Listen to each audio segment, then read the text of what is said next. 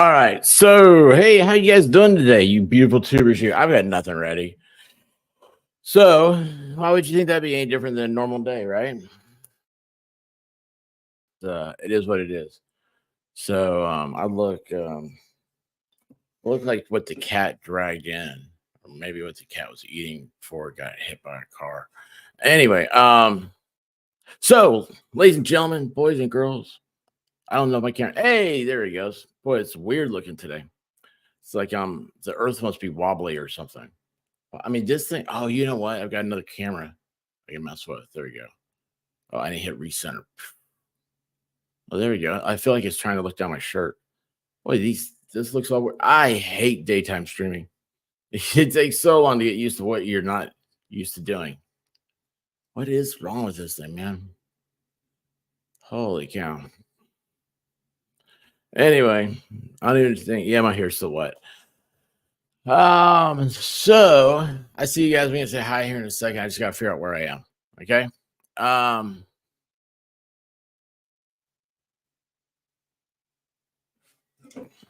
oh look, there's the man of the hour. Am I still on? All right, good.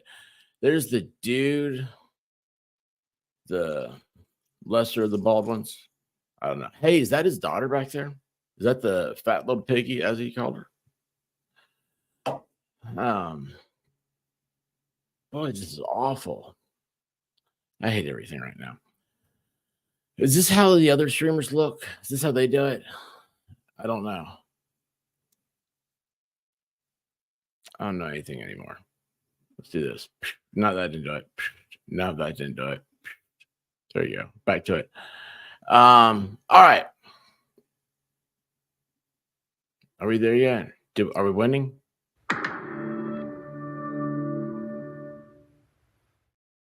Hey guys, how you doing?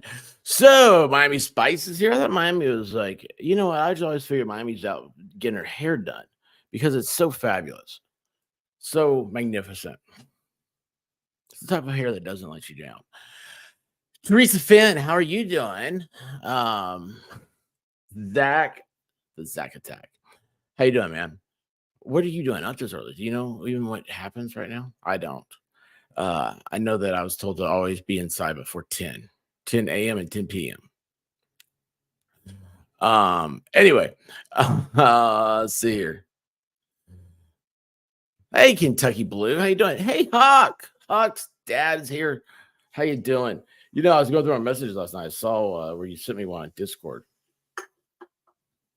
Man, I was like, I'm gonna send him a message back one of these days. It's kind of become a joke now. Actually, it's not really a good one. But anyway, how you doing, bud? Hope everything's well in your end. Hey, Iron Rabbit. Yeah. So everybody on YouTube is doing this. I got swindled into it. I want you guys to know that. So, Zach, you have a pass to tell Rubia exactly how awesome and beautiful and everything great she is. Because I just heard stuff happening downstairs. Maybe I need to close my door. Or my door is open because of dogs. So hang on a second.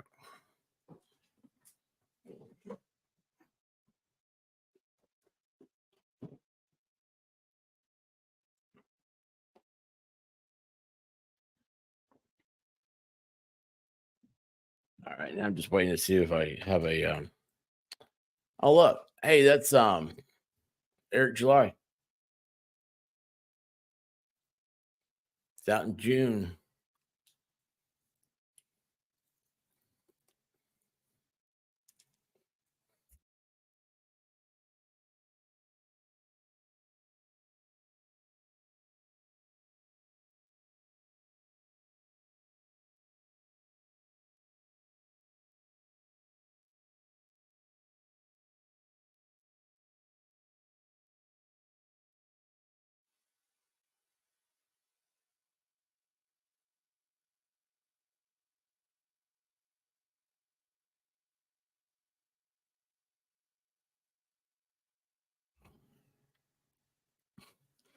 Just hit me. I didn't know if I even had the sound on over there, but there is no sound. Hey, look at that, Morgan. I gotta find somebody else to stream with. Anyway, So here's the deal. This is what I have to offer you guys. We moved our books, moved some stuff. I found my old examples and explanations book for criminal law. I'm kidding. I wish I did. Hey, Ramen, what's happening? I know nothing about New Mexico. Those of you that do not know, the rumors are true about me. I am devilishly good looking. But besides that, no, I have a certificate of completion for all things law. Sucks. Anyway, that was a long time ago. I am not anymore in the field of legal anything. All right. So everything you get from me is going to be purely speculative and opinion and based on the principles of common law. I do happen to have a really bad, um, exquisite understanding of firearms. I probably, I would rank my knowledge up there with pretty much anybody they would have. Not that I think that's going to be part of this, but I do want you guys to know I'm not that big of an idiot. Other than that, I'm very biased in this trial. Now, why am I biased? Well, because before I did all that cool legal stuff, all the stuff that everybody's like, oh man, I really want to go to law school. Should I go? Law school is the original thing where it's like, people say, oh, I really want to be a YouTuber. Should I do it? It's the same thing about law school. Don't go to law school. Don't. It sounds good. And you're like, oh man, this is so cool, man. Like I'm a cool kid now. It's all about fast times, fast women, fast cars. That's what you're looking for. I don't have any of that stuff, man. Give me back my guitar, right? Put me on a street corner. That's where I am. I come to YouTube. So anyway, but before all that, I was heavily had a career. I think maybe a goofball experience in politics, and so Mr. Baldwin here is very politically well spoken. And when I say well spoken, I mean that he doesn't know when to shut up. I can appreciate that. Now, what it is, though, is it does make me wonder. Old Alec, along with so many of these pretentious Hollywood types, they're like, oh, my poop smells like the best smelling fragrance of all the world. They do weird stuff. They aren't in reality. They're Peter Pan in a glass bottle.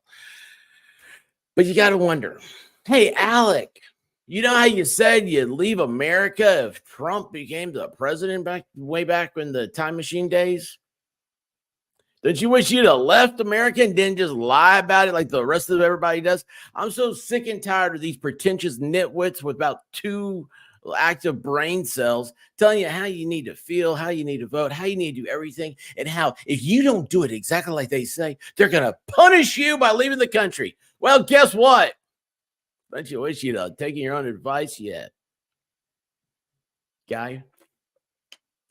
So there we go. White Rabbit, here's me on my soapbox. She says I have to go to a meeting. Pernilla, how you doing? And I saw the man, the myth, the legend himself. Are you more myth than man now, aren't you? Story?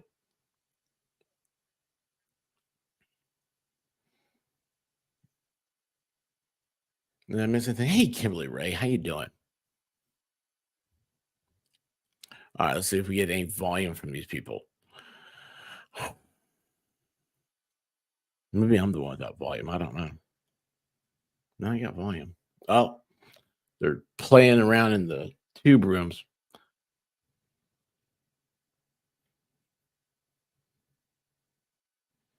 No volume. All rise. Did not work. That's not good, guys. That's not good. You guys have volume? I don't have volume. It sucks.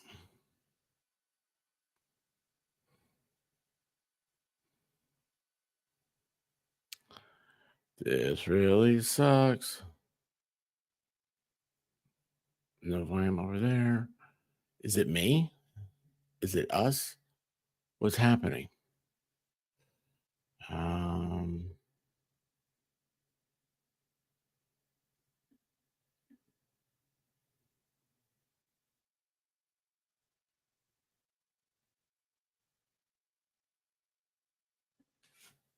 Hang on.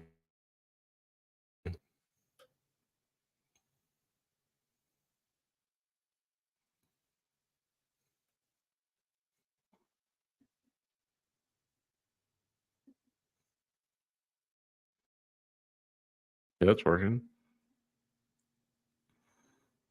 Nope, I'm not doing anything. Oh, this isn't good. Do you guys have sound? Does anybody know what's happening here? It is not me. This time it is not my fault. Oh, look, there's a big mute up there. Do you see that? Okay, see, hang on, look at that. They have it muted. Okay, look at this. Look. See, it's muted on their end. That is not me. I did not do that. Just want you guys to know that I'm still your regular idiot. That wasn't me, though, that time. That time I did not do that. Awesome. Let's see if we can find something else working on there. So I like to have a backup. You got to back up to the backups, right?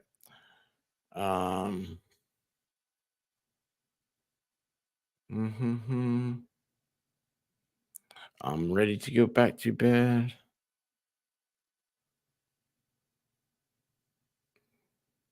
Game Boy Advance just got a new game out. So today I need to be going onto YouTube. What am I doing? Miami Spice, how you doing? Oh, wait, you're coming in on 2 years, aren't you? Oh, there it is. There it is. You guys hear it now? The There we matter I'm go. calling is D101CR 2024-13, State of New Mexico versus Alexander Ray Baldwin. That sounds hideous. All right, jury, what are you doing? This sounds hideous. Oh, I have it on. So I have already sworn you in, if you'll recall, yesterday. Okay. I can't do this. Do you hear that? And now I'm going to It sounds like explain what some trial Darth Vader being inside procedure. Darth Vader's mask must sound like. First of all, I want you to know this trial is being filmed, but you are not being filmed, and you will not be filmed at all throughout within the courtroom. Okay. All right. So I'm going to. This is a criminal case, as you know. I'm going to reread the grand jury indictment. It's very formal, so we'll go with that. Count 1, involuntary manslaughter, negligent use of a firearm, in that on or about October 21, 2021, in Santa Fe County, New Mexico, State of New Mexico, at Bonanza Creek Ranch, located at 545 Bonanza Creek Road, Santa Fe, NM 87508. The above named defendant did cause the death of Helena Hutchins in the commission of negligent use of a firearm.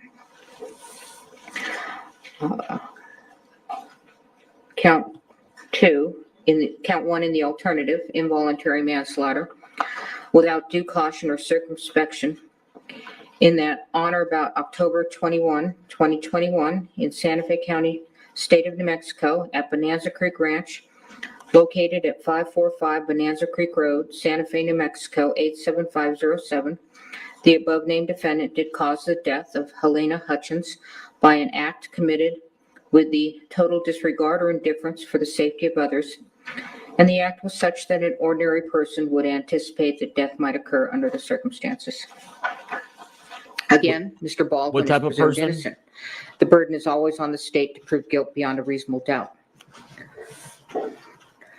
What I say now is the introduction of the case and the instructions.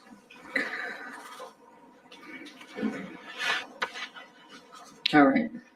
Along with those instructions previously given, these are preliminary only and may be changed during or at the end of trial. First of all of you must pay close attention to the evidence. After you've heard all of the evidence in the case, I will read the final instructions of law to you. You will also receive a written copy of the instructions. You must follow the final instructions in deciding this case. And just so you know, there's going to be no transcript available to you. Juries have asked me that, so I'm telling you up front, okay? Again, the trial is expected to last 8 days, Wednesday, I'm not Thursday, doing that. Friday of this week, Monday, Tuesday, Wednesday, Thursday, Friday of next week. That's the trial. That does not include your deliberation time. The usual hours of trial will be from 8:30 to 5, typically, with a half hour for lunch. No, an hour for lunch, and then a morning break and an afternoon break. Again, please report to the jury lounge no later than 8:30 unless we're instructing you otherwise for different reasons. But in your mind, you can always expect 8:30 to be here, okay? Well, yeah, you have to Do be not at work. come into the courtroom unless you You have are to be at work accompanied before it by starts. my bailiff, Steve, okay? You may take water into the courtroom with you, and you can also take coffee or tea or if you have a lid on your cup, okay? We stand up out of respect for you because you are the ultimate decision makers as to the facts in this particular case. So when you come into the courtroom, you can go ahead and be seated, and then we will take our seats. And again, it's important to hear. So please raise your hand at any time you can't hear. Don't be self-conscious about it. Don't wait until a couple of questions have been asked. You've got to, if you can't hear, you've got to shoot that hand up right away, okay? All right, this is a public proceeding, so people may go in and out. You may find yourself looking at who goes in and out, but after a while, you'll get used to it. But if there is anything that is distracting you from being able to listen and be involved in this case, please tell Steve immediately. He'll let me know, and I'll do my best to get rid of the distraction. As you know, the temperature we cannot control. All right, so sorry, we'll try to get the county in here if it They don't have plummets air. too high. I doubt it'll plummet too low. You are allowed but not required to take notes during trial. Steve has given you a pad and a pen. Pez Okay. dispenser. Please put your name on the Should front I say a page of Pez your pad and dispenser? then take notes beginning on the second page. On breaks, follow Steve's instruction on whether to take the pad with you or whether to leave it on your chair. You don't have to worry about confidentiality. They'll be locked up at night, and when the trial is finished, they'll be shredded. Okay? Don't let your notes take the place of your independent memory of the evidence. When taking notes, please do not forget to pay close attention to the trial. Listening and watching witnesses during their testimony will help you assess their appearance, behavior, memory, and whatever else bears on their credibility. Let's go through the order of trial for those that have not engaged in a criminal trial before. A criminal trial generally begins with the lawyers telling you what they expect the evidence to show. These statements and the statements made by the lawyers during the course of the trial can be of considerable assistance to you in understanding the evidence as it is presented at trial. Is there something distracting you, juror? No. I'm talking to the other one. Okay. Statements of the lawyers, Somebody's in however, are not trouble. themselves evidence. The evidence will be the testimony of the witnesses, exhibits, and any facts agreed to by the parties. After you have heard all of the evidence, I will give you final instructions on the law. The lawyers will argue the case, and then you will retire to the jury room to arrive at a verdict. It is my duty to decide what evidence you may consider. Your job is to find and determine the facts in this case, which you must do solely upon the evidence received here in court. It is the duty of a lawyer to object to questions, testimony, or exhibits the lawyer believes may not be proper, and you must not hold such objection against the objecting party. I will sustain objections if the question or evidence sought is improper for you to consider. If I sustain an objection to evidence, you must not consider such evidence, nor may you consider any evidence I have told you to disregard. By itself, a question is not evidence. You must not speculate about what would be the answer to a question that I rule cannot be answered. I love you no matter what It is for everybody you else to says. decide whether the witnesses know what they are talking about and whether they are being truthful. You may give the testimony of any witness whatever weight you believe it merits. You may take into account, among other things, the witness's ability and opportunities to observe, memory, manner, or any bias or prejudice that the witness may have, and the reasonableness of the testimony considered UPS in truck's light going of by. all of the evidence of the case. No There ruling, she gesture, or is. comment I make during the course of the trial should influence your decision in this case. At times, I may ask questions of witnesses. If I do, such questions do not in any way indicate my opinion about the facts or indicate the weight I feel you should give to the testimony of the witnesses. Questions by jurors. Ordinarily, the attorneys will develop all pertinent evidence. It is the exception rather than the rule that an individual juror will have an unanswered question after all of the evidence is presented. However, if you feel an important question has not been asked or answered, write it down on a piece of your notepaper and give it to Steve before this is important, before the witness leaves the stand. Okay? I will decide whether or when your question will be asked. Rules of evidence or other considerations apply to questions you submit and may prevent the question from being asked. If the question is not asked, please do not give it any further consideration.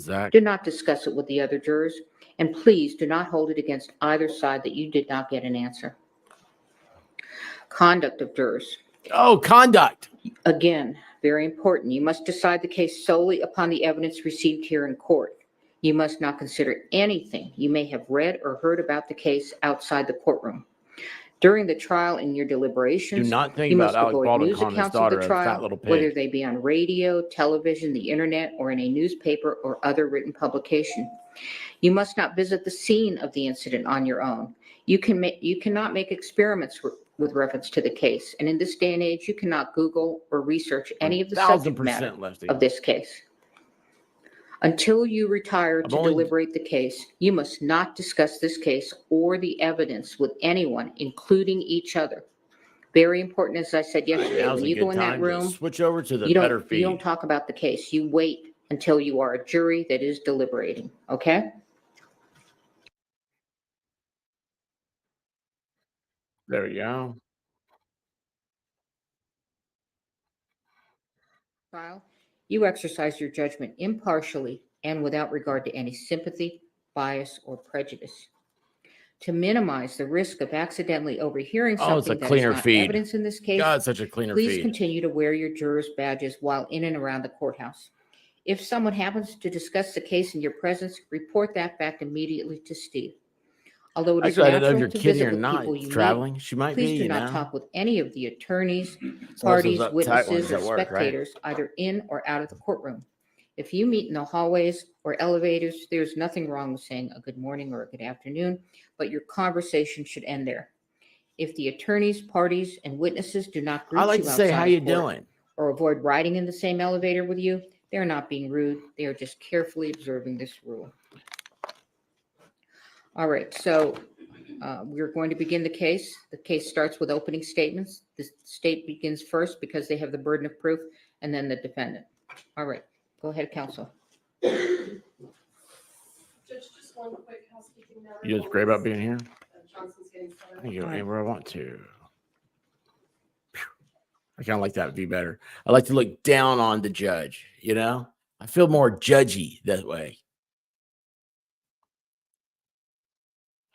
Ramen, no, just the highlights of it, just the highlights. Today's opening statement. So, guys, what we have in here is I want you to think, if you're over here, I want you to think of yourself as a jury. Now, I'll be in and out. Like, I may be doing a lot of stuff, but for the trial, I don't know yet. I know, like, right now, I have real world things I should be doing and not doing this. I wasn't planning on doing it. I did this for my friend Rubia. She kept saying, somebody needs to do it. She goes, you'd be great because, you know, I'm not going to take it from the anal retentive side of things.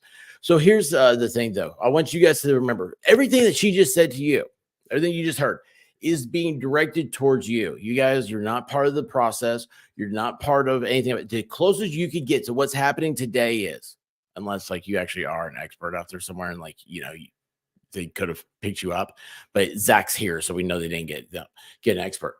So the thing that the closest you could be is you could be a juror. Now, not everybody here's from New Mexico, right? We don't know if anybody is, but if you are, you know, you get that idea. So take everything they say. Don't try and like look up and try to figure out all this stuff. Just go with what they say, and then you may have a better time when you get down to where they're doing deliberations. I think there's a lot of people. The people here are chats. This is what I see. I don't do a lot of trials, right? I usually get locked into them in July. But anyway, what happens is that you Hang on, let me make sure she didn't mess that up. And there's no, Good that's morning. not, oh, there it is. All right, here we go. Opening arguments. When someone plays make-believe with a real gun in a real-life workplace, and while playing make-believe with that gun violates the cardinal rules of firearm safety, people's lives are endangered, and someone could be killed. Ladies and gentlemen, that's what this case is about. What's up, Granny? It's simple, Thank you, Layla. straightforward. The evidence will show that someone who played make-believe with a real gun and violated the cardinal rules of firearm safety is the defendant, Alexander Baldwin. You will hear over the course of the next few days that in the fall of 2021, a movie called Rust began filming at the Bonanza Creek Ranch just south of Santa Fe in Santa Fe County. You will learn that this movie was a Western with a lot of gun action. And while it was a movie set, it was a real life workplace for many people. But you will hear this workplace was on a tight budget.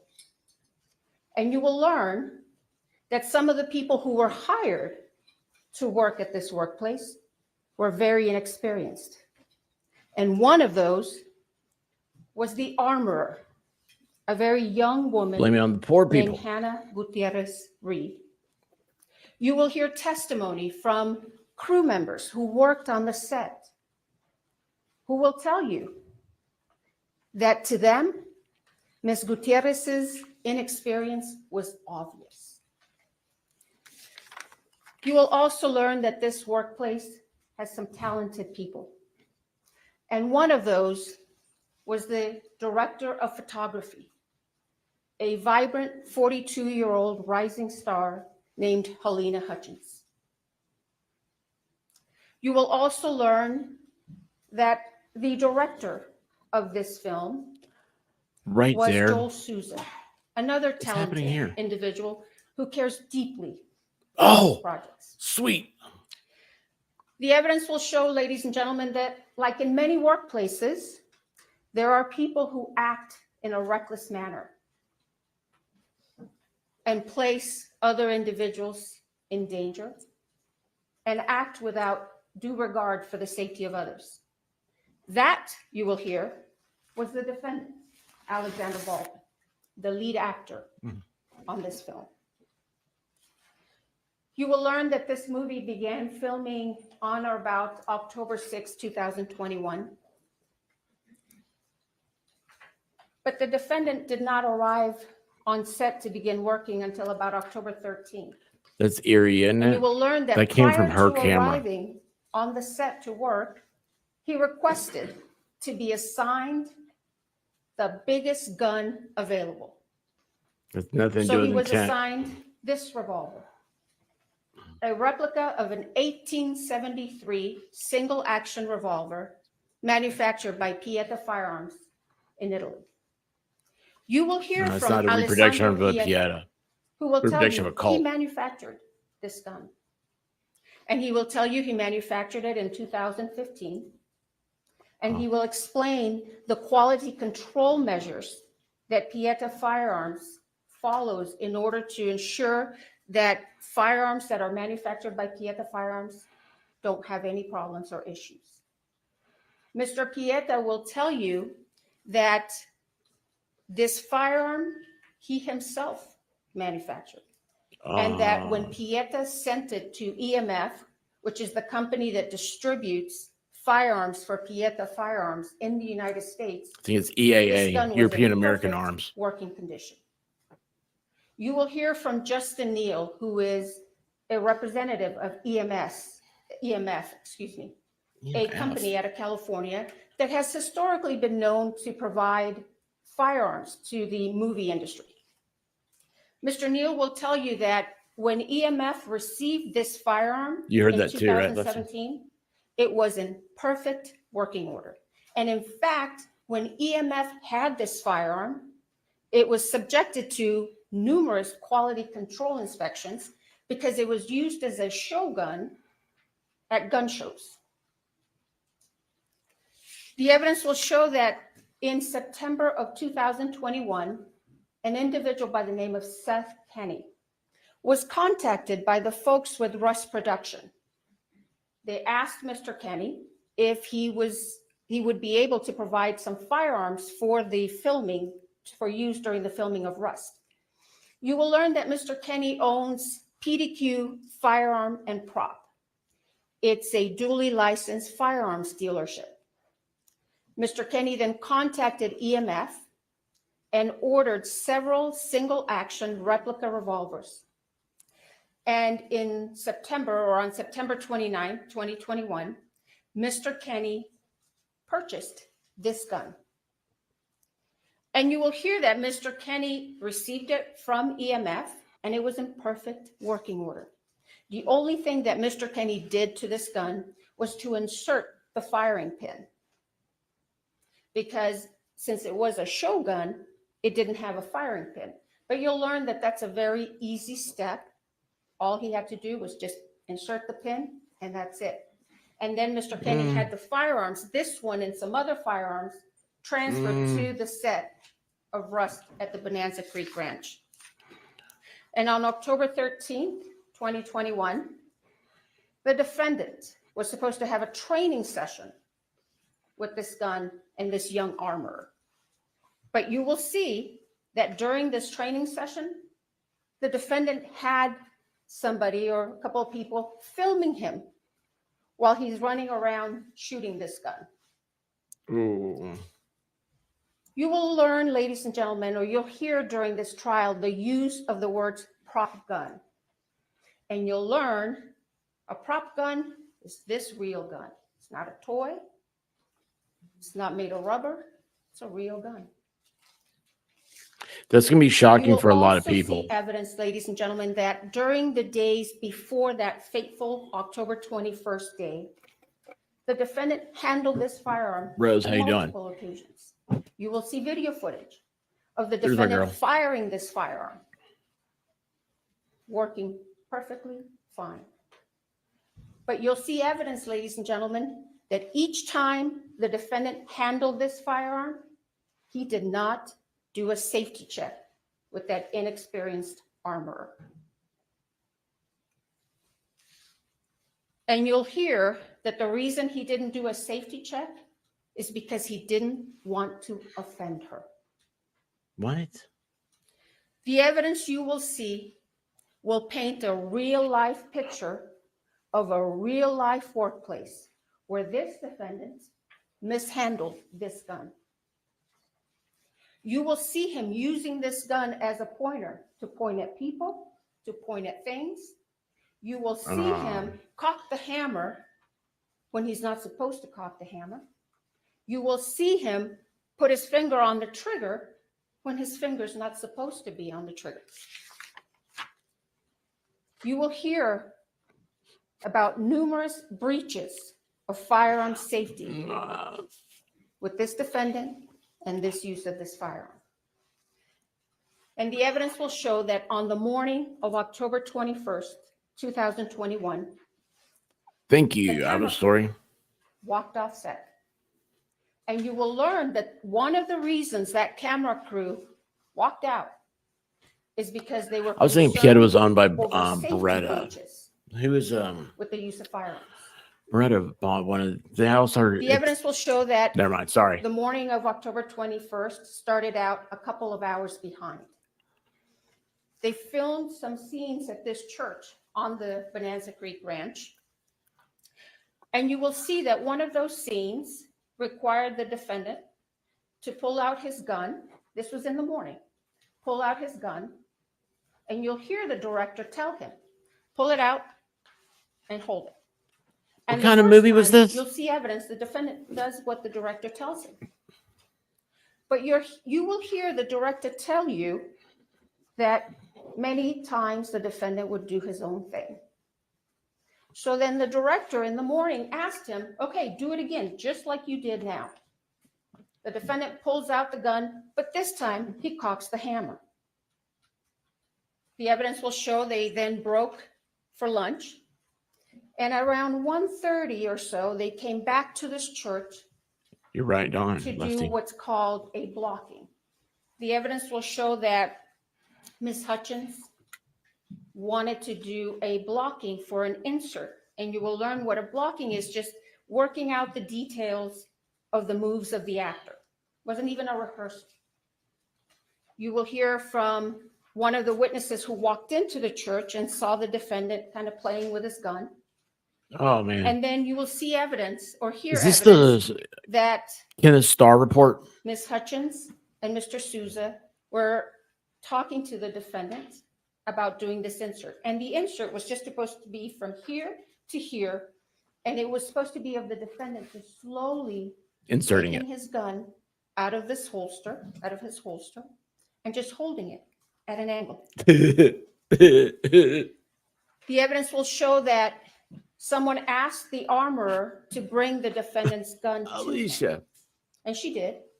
She brought it into the church. I'm not Showed here it really, to Alicia. It's David Hall, make believe. who you will learn was the first assistant director. The gun was empty. Ms. Gutierrez then handed the gun to the defendant. But then you will hear that Ms. Gutierrez was given the gun back, and she took it and loaded it with dummy rounds. And what you will learn is that dummy rounds are inert rounds. Gummy rounds. That's They look is this like Clayton Eckert? real rounds, but they are very easy to tell that they are not because they Oh, are dummy round. rounds. Sorry. Wait, she said gummy. Ms. Gutierrez then went back to the church, showed the revolver to the first assistant director very fast. They only checked about 3 rounds, very quick. And they missed 1 round. You will learn that one of the rounds in that revolver was a real round. And the evidence will show that Ms. Gutierrez then handed the gun to the defendant. And what you will learn is that once again, the defendant failed to do a gun check or a safety check with this armorer. So he takes the firearm, puts it in his holster. Then Ms. Hutchins and Mr. Souza were doing this blocking. And the evidence will show, ladies and gentlemen, that the defendant, Rosalind. again, did his own thing. You will hear from an individual by the name of Kent Jorgensen. Mr. Jorgensen will tell you that he's been involved in drafting and revising movie set safety rules. You will learn that these movie set safety rules require actors like the defendant to treat every firearm as though it's loaded, to never point a firearm at another person, and to never put your finger on the trigger unless you're prepared to shoot or to destroy whatever's in front of you. The evidence will show that on October 21st, 2021, after that lunch break, the defendant once again violated those set safety rules. And during this blocking, the director had instructed him to just slowly take out that gun and just hold it at an angle. That's crazy But traveling. you will see that the defendant takes it out quickly the first time, points it. And you will hear witness testimony who will tell you the first time he does it, his finger is on or around the trigger. He does it again, takes it out very fast, points it. And once again, you will hear testimony that his finger was on or around the trigger. And the evidence will show that that third and fatal time, he takes it out once again, fast, hammer's cocked, he cocks the hammer, points it straight at Ms. Hutchins, and fires that gun. Sending And then that he live he did it bullet again. right into Ms. Hutchins' body. You will learn that this bullet was a .45 caliber round that entered Ms. Hutchins' body right underneath her right underarm. It perforated her right lung. It traveled through her spine, Mm. lacerating her spinal cord, and then it exited on the left side of her back. That bullet then went into Joel Souza's right shoulder, and it came to rest in his back, from where doctors removed it once he was transported to St. Vincent's Hospital here in Santa Fe. You will learn, ladies and gentlemen, that Ms. Hutchins did not have the same fate.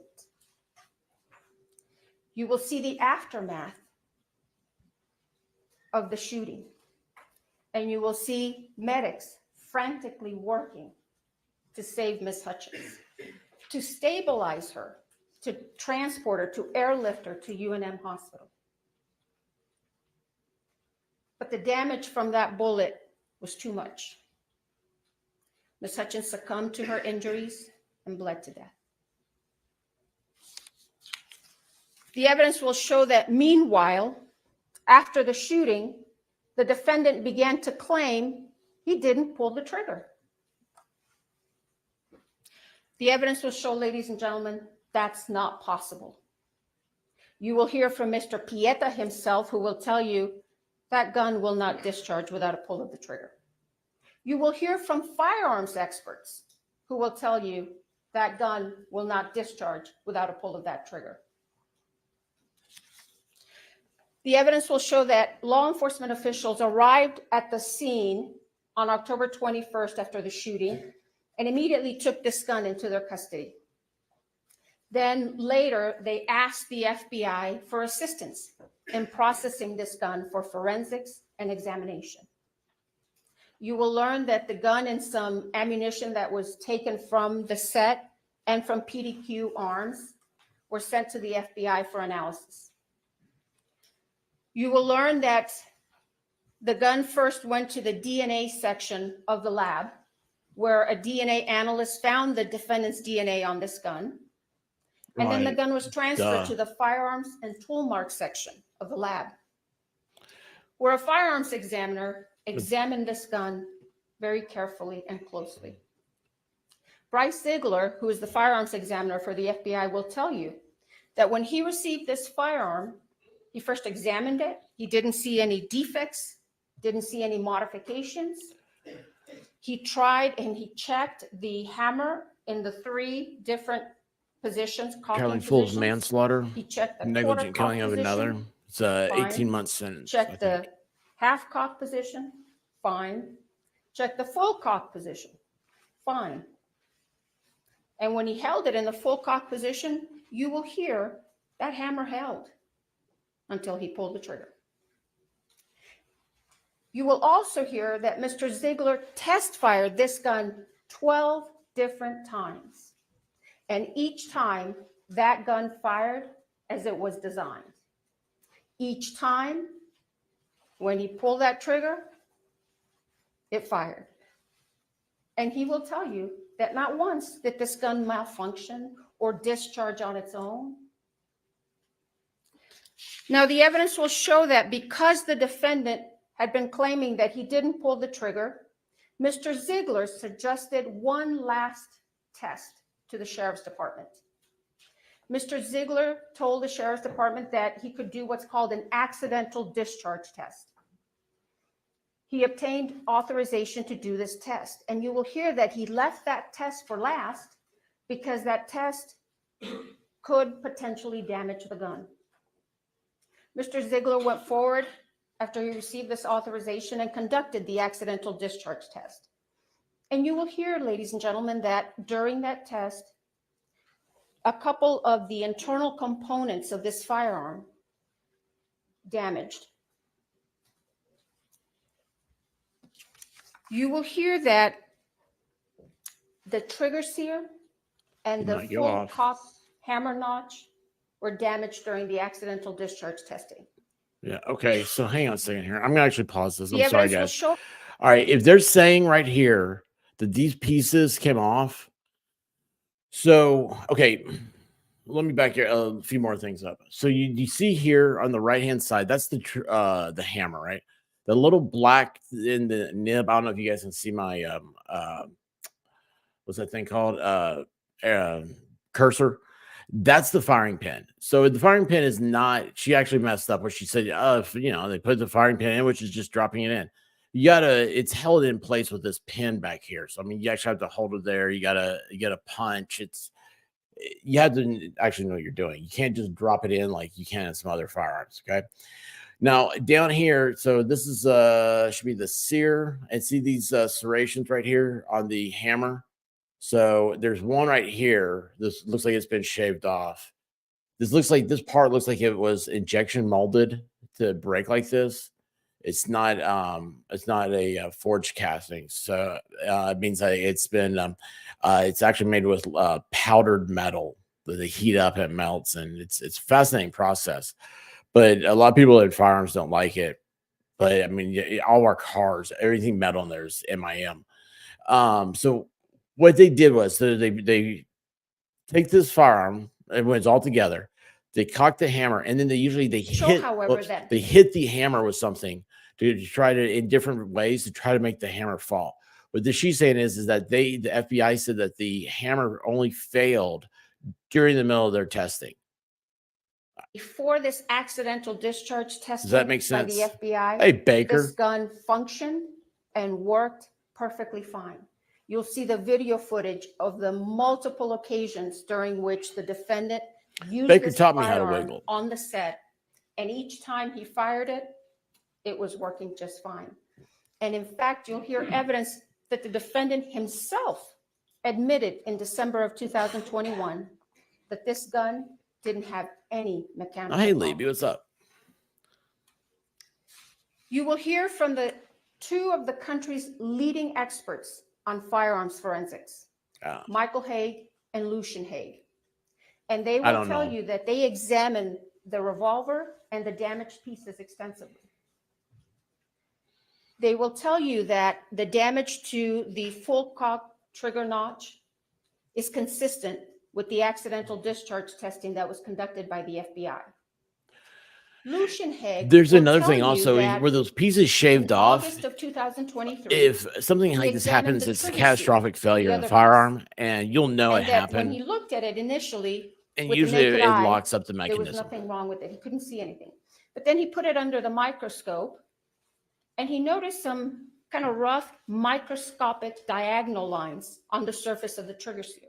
Oh, they filed it. And since at the time he did not know how Mr. Ziegler had conducted the accidental discharge test, he opined that these very small microscopic lines were likely not caused by the FBI accidental discharge testing, but he could not exclude that as the source of those lines.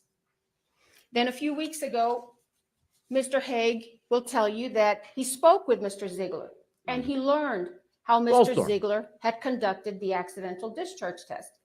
Mr. Ziegler explained that he affixed that firearm onto a fixed platform and then struck the firearm on 6 different planes with a rubber mallet. Okay, with a hammer. Mr. Ziegler explained to Mr. Haig that he had not affixed the mallet to another fixed device. Instead, he did it freehand. Mr. Haig will tell you, with his 50 plus years of experience as a firearms forensics expert, he opined or concluded that those very tiny microscopic diagonal lines on the surface of the trigger sear were likely caused by the FBI's accidental discharge test. Excuse me. I was wrong. The evidence will show, ladies and gentlemen, that's what makes me an expert. I can admit to being wrong. Tiny microscopic lines got on that trigger sear, these firearms experts will tell you that those would not affect the functionality of this firearm. All right, excuse me. So it looks like the defense was going to try to say that, and she's already... At the end of this case, ladies and gentlemen, you are going to conclude and be convinced beyond a reasonable doubt that on October 21st, 2021, that gun the defendant had asked to be assigned worked perfectly fine as it was designed, and that the fatal and one of the main problems that afternoon of October 21st was that the defendant didn't do a gun safety check with that inexperienced armorer. He pointed the gun at another human being, I like your little rays of sunshine, my nice cocked the Vice. hammer, and pulled that trigger. In reckless disregard for Miss Hutchins' safety. And you will be convinced that the only true and just We love verdict rays of sunshine, in this Miami. case, so that true justice can be served, is a verdict of guilty to involuntary manslaughter. Thank you. All right. So, Spyro? opening arguments. So I think that is now after hearing her talking, the defense is going to say that those lines were where somebody had filed down the sear to make it a lighter trigger pull. And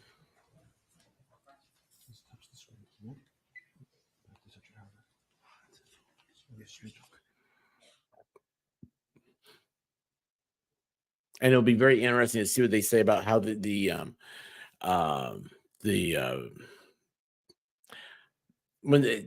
the firearm cocks, okay, like each click, it's a different part of the sear. It's going back on stopping. It's like a safety. It stops the hammer from falling down. It'll be interesting to see how they explain that. This was an unspeakable tragedy. But I also Alec expect the Baldwin defense to committed no just crime. destroy her opening. He was an actor acting, playing the role of Harlan Rust. An actor playing a character can act in ways that are lethal, that just aren't lethal on a movie set. These cardinal rules, they're not cardinal rules on a movie set. And I don't have to tell you much more about this because you've all seen gunfights in movies. And the reason that can happen is because safety is ensured before the actor. On this movie set, there were people responsible for ensuring the safety of the set and the firearm. Those people failed in their duties, but Alec Baldwin committed no crime. The most critical issue in this case is how a real bullet got on a movie set. The evidence will show that real bullets are never supposed to be on movie sets. Movie sets use dummies and blanks. Movie sets use dummies, fake inert bullets that look like real bullets, they don't go bang, for when you want a close-up of the gun. You can't tell them apart from live bullets by looking at them, which is why live bullets can be nowhere near a movie set. And if the director wants a shot of the gun going, bang, poof, there's blanks that they can use. And those blanks look nothing like real bullets. And they are used for those shooting scenes. And, they'll play these videos that they described of Alec's, firearm in the movie going bang, poof. And people are conditioned to seeing people firing weapons and thinking that's a dangerous act. That's a great term of art he used. And they will play those videos and give you that image to try to tarnish him in your eyes. But that's not what happened here. On this set, there was a real bullet, something that should never be on a movie set, something which has nothing to do with making a movie. And you will hear no evidence, not one word, that Alec Baldwin had anything to do with that real bullet being brought onto that set. The second critical issue in this case is why did a real bullet get loaded into a prop movie gun? It is undisputed that the bullet was loaded into the gun by the armorer, the person on set whose responsibility it was to ensure the gun was safe. And so picture that moment of the armorer placing a live bullet into that firearm. You hear the prosecutor say, he did this or he performed in a certain way. He picked out the biggest gun as his prop. It's to tarnish him in your eyes. Yeah, that was silly. silly. You will hear no evidence whatsoever. No evidence that anything Mr. Baldwin did, that something he did in that moment, that horrible moment when she put that bullet in that gun, none of it had anything to do with Alec Baldwin. And finally, the first assistant director's job, the head of safety, Dave Halls, checks it before it goes to the actor. And he will tell you he made a tragic mistake. He failed to detect the live bullet. And Alec Baldwin had nothing to do with that either. So all this evidence that the prosecutor just outlined, all of it, has nothing to do with these critical issues. Nothing. Which leads us to this. The evidence will show that on a movie set, safety has to occur before the gun is placed in the actor's hands. In this case, this unique case on a movie set, The prop gun was placed in Mr. Baldwin's hands and cold gun was announced, meaning it had been checked and double checked by those responsible to ensure the gun was safe. It was just a prop. They all thought it was just a prop and could do no harm. The actor's job is to act, to rehearse, to choreograph his moves, to memorize his lines. He's Harlan Rust. He's an outlaw running for his life, who in the incident in question, he's pulling a 6-shooter to try to defend himself. That's why the gun has to be safe before it gets into the actor's hands. His mind is somewhere else, in the being of another, a century away, an outlaw. He must be able to take that weapon and use it as the person he's acting would.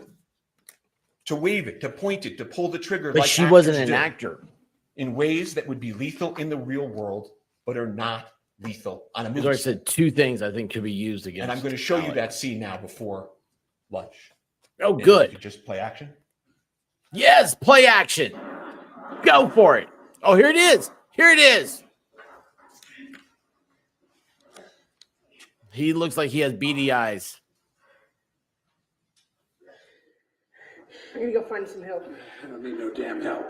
You're gonna die if I don't. He's wounded on the run. Play again. Continue.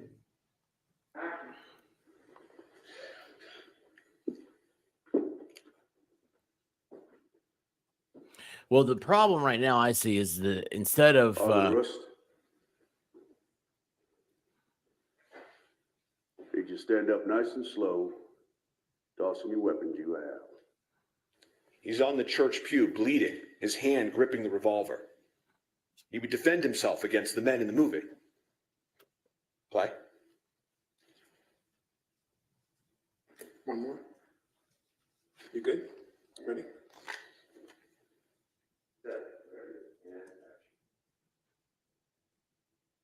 Harlan Rust, is this the part? Is this the scene? get up nice and slow, tossing the weapons you have.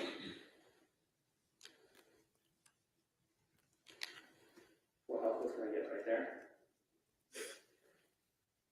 Joe, the only way to give you that line till he lands, till camera lands.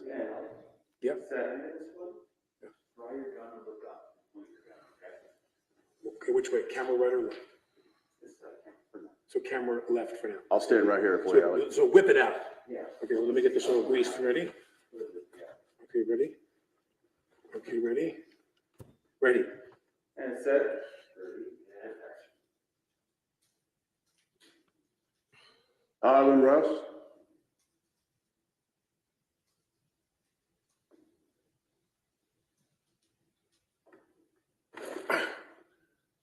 Do one more just like that. You got one more? Yeah. Ready, ready, ready, They ready. want him to do it again. Holy shit. There's no danger. They want him to do it again. And set. Ready, and action. Harlan Rust.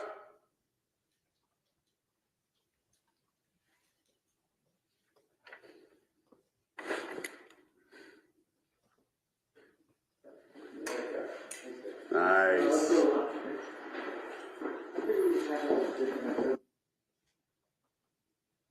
It's a scene similar to scenes we've all seen in movies and television, performed by thousands of actors. And the scene that continues after lunch is the same scene. It's just not, unfortunately, captured on videotape.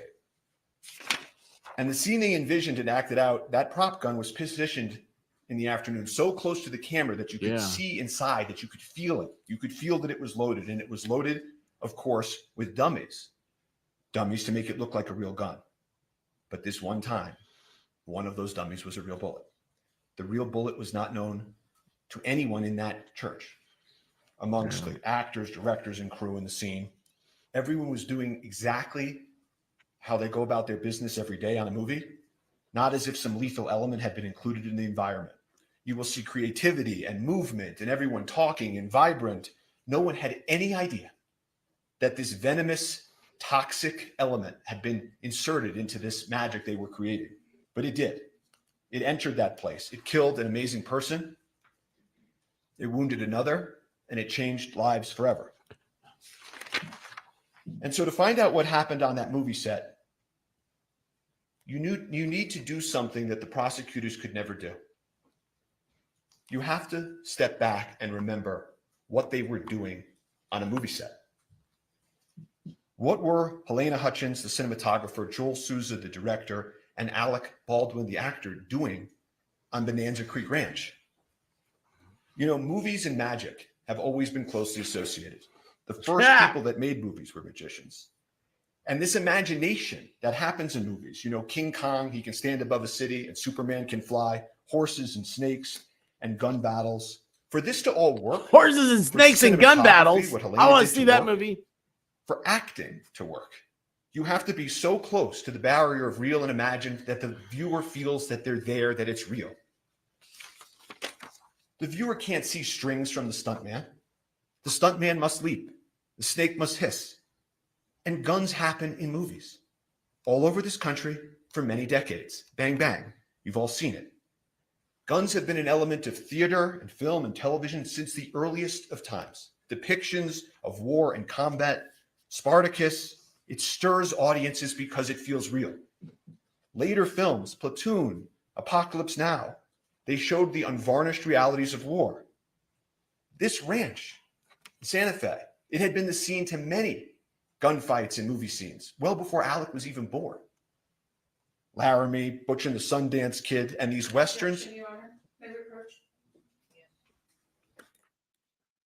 Oh man. So objections in opening arguments. It never happens. You can do it. It used to be discussed around that it's kind of just frowned upon by your fellow attorneys, but you can do it, and it messes up a good opening argument. The evidence will show that guns are in movies because movies are about people's lives and guns are in people's lives.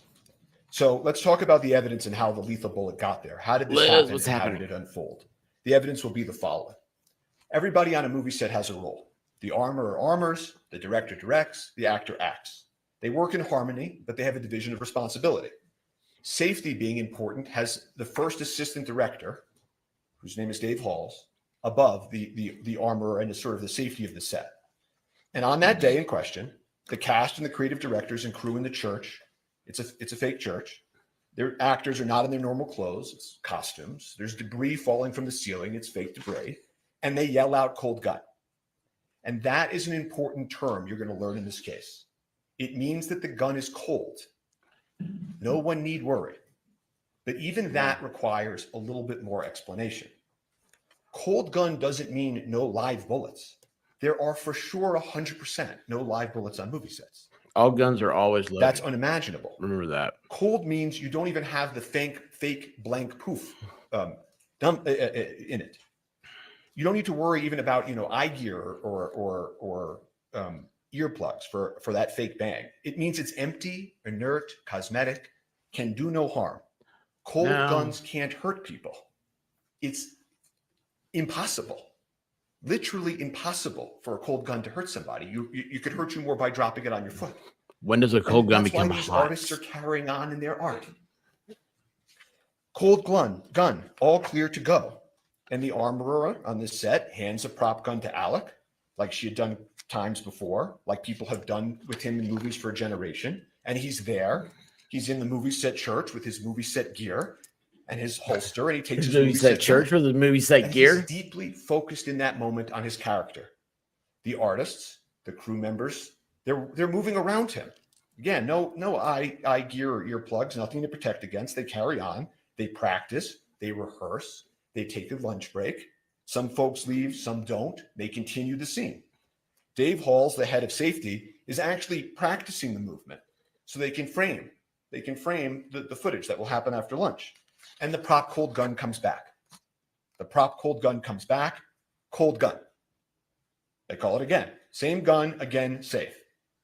The first assistant director, Dave Halls, head of safety for the entire film, a man with decades of experience, comes and takes the additional step and inspects the gun, verifies again, cold gun.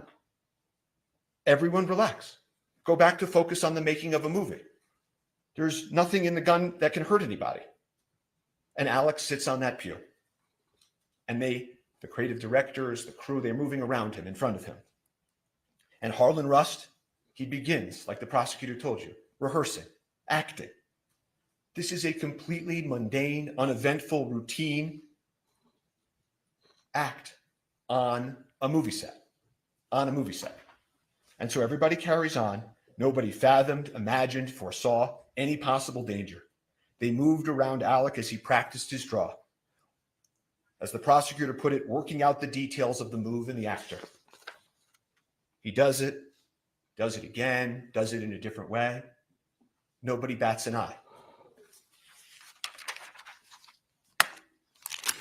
And they will tell you that the investigation revealed that Baldwin was practicing drawing and pointing the weapon of the scene with guidance and instruction from Helena Hutchins and Joel Souza. The gun goes off. Everybody's shocked.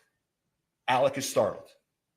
He immediately says, I didn't mean to shoot I didn't pull the trigger. Immediately. What the hell just happened? They collectively exclaim. Shock turns to panic. 911 is called.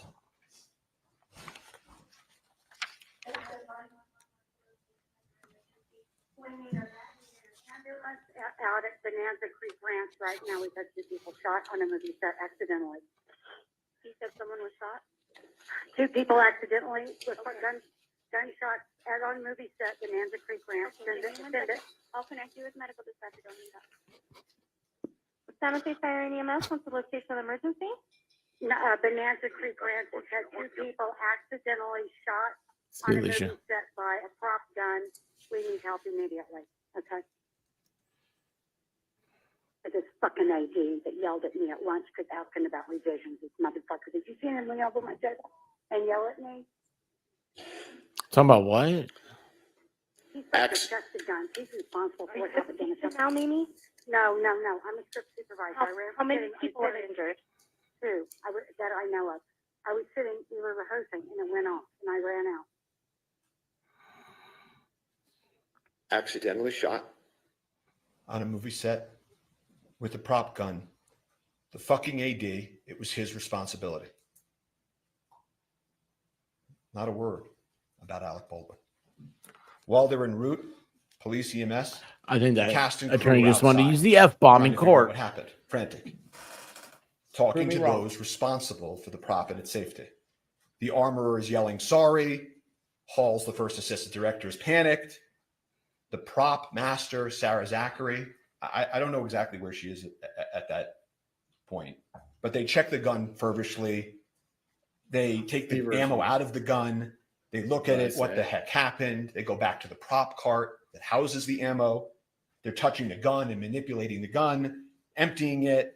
They go and move some stuff off the prop cart, trying to figure it out. Sarah Zachary, the head of props, will tell you she threw some stuff out. And eventually, of course, EMS and police arrive pretty soon thereafter. And Helena Hutchins and Joel Souza, the director, are transported to the hospital where Helena tragically passes away.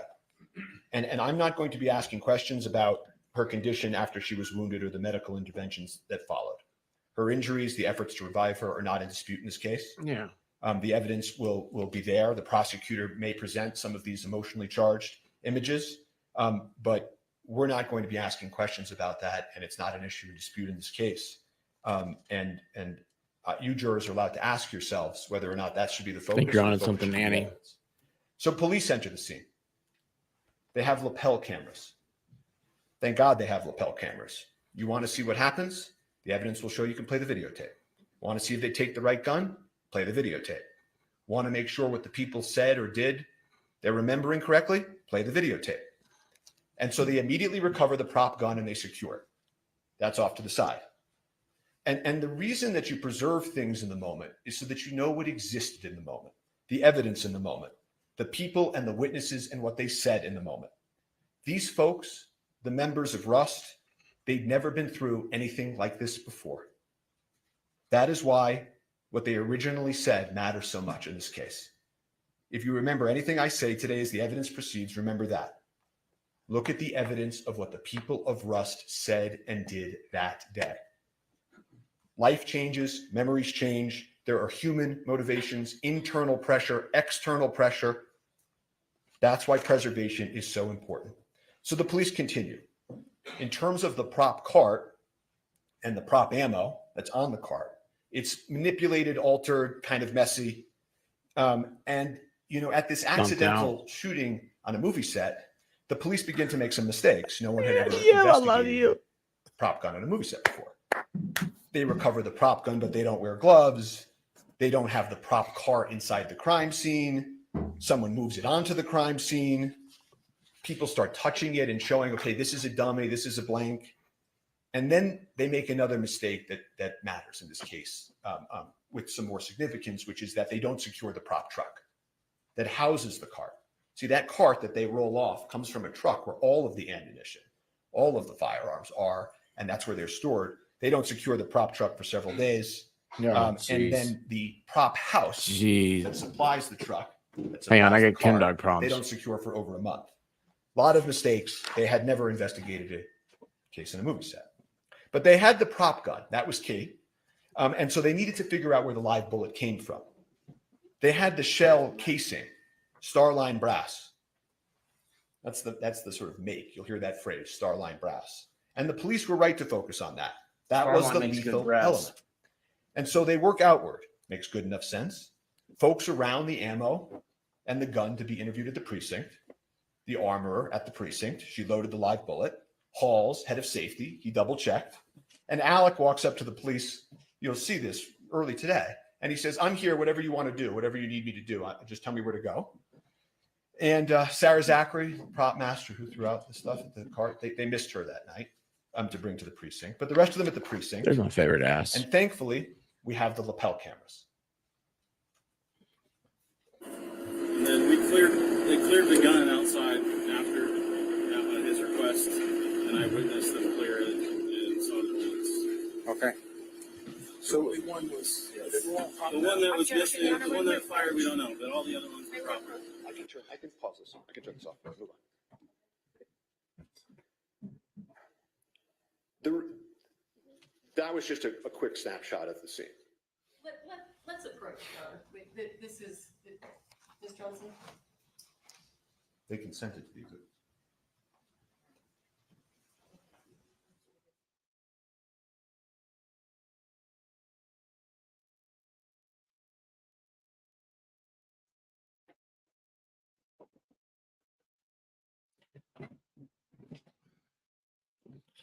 All right, sorry, I had to go deal with Blue Dog. I was listening while I went to go get her bed. Then now Brown Dog's taking over. So okay, he started playing part that she wasn't ready for the prosecution wasn't ready for. It's because it sounded like to me that she was getting ready to say this is uncalled for, or like whatever. They were going out there, and then they cut the audio off. Maybe I heard it wrong, but no, it's a coonhound. The remaining witnesses from inside the church are interviewed on the scene. They're interviewed with lapel cameras. They're interviewed by the lead detective, Detective Cannell. And those witnesses, some of them will come in here and testify. And not a single one of them will tell you anything different than what I'm about to tell you about the evidence. The gun was double checked, verified it was a cold gun.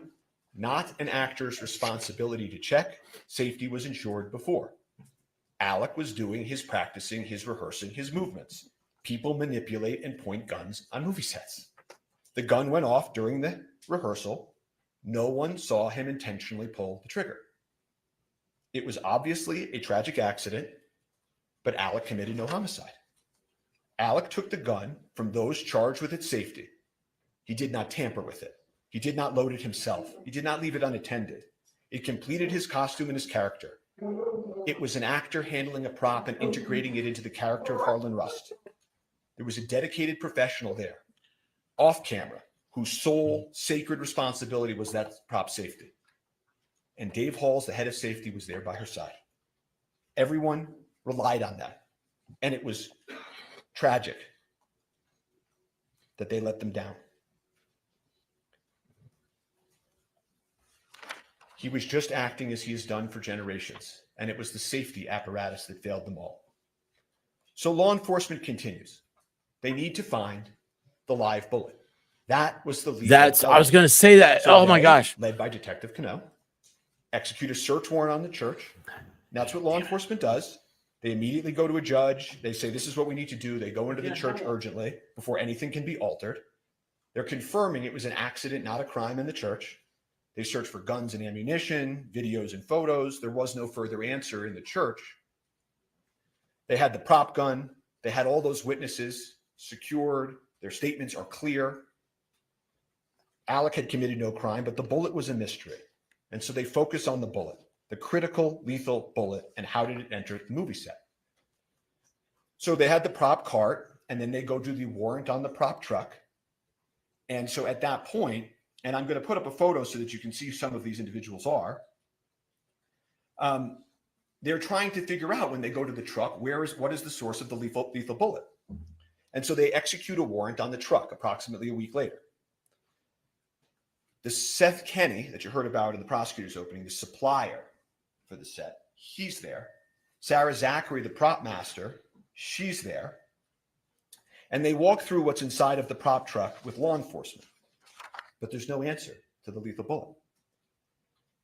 And this case then takes on, all this pressure. The media begins swirling. Where is the lethal bullet? How did it get on that movie set? And what about that actor, Alec Baldwin, who had nothing to do with why the bullet got on the movie set? Right. And so police and prosecutors, hey, Sweet Tea, how you doing? They work hand in hand, meeting after meeting, trying to find the lethal bullet. Meeting with Seth Kenny, meeting with Sarah Zachary, the prop master, the supplier. Where is it? And about a month after the incident, Sarah Zachary finally sits down with law enforcement to answer some questions. And she explains to them that she threw away some stuff. She disposed of some stuff. And the prosecutors and police keep meeting, swirling media. And then at that point, they go to the last step, right? We've done the cart, we've gone to the truck, met with Sarah Zachary, and they go execute a search warrant on, as the prosecutor told you, PDQ, the prop house. And again, Seth Kenny's there to greet them. Let me work on that, Rosa. And they don't find the lethal bullet. They never did. They never did. And as things roll into police and prosecutors, cell phones and photos and forensics, looking for this shiny object, they found another shiny object. Instead of trying to find the source of the lethal bullet, they focused on Mr. Baldwin. But Mr. Baldwin was like every other actor. He goes bang bang in movies. He's told when guns are cold or not. He rehearses and acts as his character. Safety proceeds before the actor. Once the actor has the prop gun, he can handle it like a person. How's that Can-Am? Would. A properly cleared gun can't hurt anybody. And so they told you about some of the things that Alex said in the statements that they will take or pick out a few lines from. But he won't tell you anything different, that he took a gun loaded and cleared by the armor and the AD. He made motions with the gun as he was rehearsing. He didn't intentionally pull the trigger. The gun just went off. And he does say, I didn't have a problem with the gun before. And this idea, that they said that he didn't want to check because he would offend them. In this moment, he's been doing this for 40 years, the evidence will show. And he has habits. And there are also SAG guidelines that tell actors what to do and what not to do. And the SAG guidelines don't tell actors to check the gun. You will see them. That's not the actor's role. And so I guess the point that they're trying to make is that why in this specific moment he doesn't break his habit of 40 years and check it differently and sort of insult them this one time.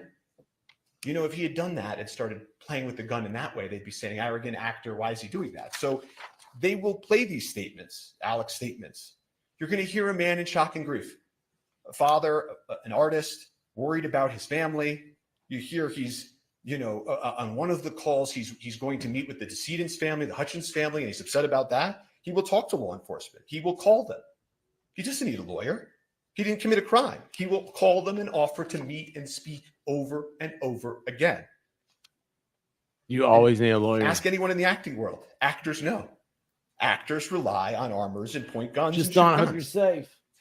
The Armorers Act, what they did is clear and proven. The head of safety, you will learn, took responsibility for his verification failure. But Alec committed no homicide. So law enforcement didn't have a homicide case against Alec Baldwin, but they changed the question. You heard the prosecutor tell you about this. Did he pull the trigger? Did he pull the trigger? Did he intentionally pull the trigger? And if he did, of course, that would only make his statement incorrect, right? That would mean he would have misspoke, been incorrect. And I want to stop for a moment and just tell you, because you're going to hear a lot of testimony, expert testimony, like the prosecutor told you, about the gun functioning imperfectly. Did he let the hammer down when he cocked it? Did he hit the trigger? Did he, in a calculated manner, as the prosecutor made a motion, fire the gun like that? And when this issue is discussed, it's easy to sort of pull yourself into courtroom land and away from a movie set. On a movie set, you're allowed to pull the trigger. So even if he intentionally pulled the trigger like the prosecutor just demonstrated, that doesn't make him guilty of homicide. He did not know or have any reason to know that gun was loaded with a live bullet. That's the key. That live bullet is the key. That is the lethal element. But again, as the prosecutor told you, if they could prove that he intentionally pulled the trigger and he was imperfect, imprecise, wrong with what he said, then maybe you take that and you say he's lying. And if he's a liar, he committed homicide. And so what they do is they take the prop gun. They're blinded by the shine. They're blinded by trying to disprove Alec. They take it and they order a destructive test on the firearm. They order the FBI to take a test that they know will destroy the firearm. It's a pointless, unnecessary test think about that. where they blindly try to make this big case by taking a mallet and smashing the firearm. They did smash the evidence. At the time that they did that, they knew that Alec had adamantly maintained that he was manipulating the hammer and the gun just went off. That the witnesses said it went off out of nowhere. That there are these accidental discharges that happen on the set. That guns have issues in the real world. That this gun had a hair trigger. And the owner's manual of this specific gun actually says that if you load it with a live round or any round in the chamber, in that last position, and you drop it like you see a cowboy in a movie, this type of old cowboy gun can accidentally go off. I don't remember hearing anything about that. The evidence will show that. So rather than trying to answer the question of what happened, they proceed with the destructive test. They eliminate the one item that could prove what Alex said and believed. They didn't offer him a chance to test the gun. They didn't take the gun apart before they broke it and destroyed it and look at its inner workings. They didn't turn on their videotape. They just destroyed it. Can't ever be tested in the same condition it was in that day. Won't ever allow Alec to show his truth. And the destruction of this gun that you will hear in this evidence is symbolic of this entire case. Because the officers will tell you at that point, he's got something there. They weren't really investigating anymore. They were trying to disprove Alec, to get Alec, to have this day. This guy's got and good so after acting. the destruction of the firearm, they hired some expert witnesses you heard about to pick up the pieces, so to speak. And the state retained Lucian Haig, an expert with over half a century of experience. And he will come into court and he will tell you he's never seen anything like this in his entire career. They conducted a pointless test, a test that would lead to inevitable destruction of the firearm. There were other correct tests that they could have done to prove whether or not it could have accidentally discharged. None of the experts can test the gun in the condition it was in on the day in question. Why? Not because of something that Alec Baldwin or the crew members of Rust did. They were all clear. The gun just went off. But because of something that law enforcement did.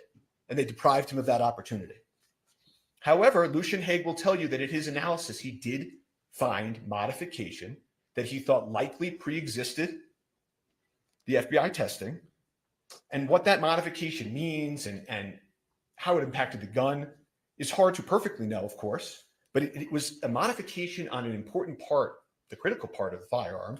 And it was important enough for them to put into a report and to write a new opinion about. They felt this revelation had to be sent to prosecutors. And they maintained that position, that this modification was a matter of import for almost a year. And then a few weeks ago, before trial, they just took it back. They just took it back. you will get to see the circumstances of that take back.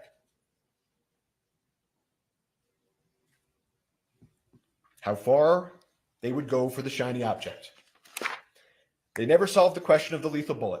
They destroyed the gun, and all they were left with is Alec Baldwin and the movie they intend to put on. But because they never solved the lethal bullet, they eliminated the prop gun. There will not be one witness, not one shred of evidence in this trial that Alec knew or should have known the gun was loaded with a live round. So they can't prove their high-profile homicide case. So they will proceed to then here and now tell you about other things, other evidence that you will hear that has nothing to do with what happened in the church on October 21st. That the movie set as a whole was improper or anything, that they hired the wrong armorer. I think I heard in opening. The evidence will show that the armorer was hired by somebody else, trained by somebody else, had done gun scenes on Rust with somebody else before Alec even got there. She was the daughter and the apprentice of the most famous and well-respected armorer in Hollywood. And she had just left serving, being an armorer for Nicolas Cage on another Western. Then they'll come in and they'll say, but what about the movie guidelines? You heard about Mr. Jorgensen and the movie guidelines, that one of the protocols wasn't followed, or there was a set safety issue about something unrelated to this. But they have found the problem. Like these movie guidelines on a set are the things of Navy SEALs and NASA. The guidelines were followed. They followed the safety guidelines. Actors don't check the weapons. Safety is ensured by dedicated personnel.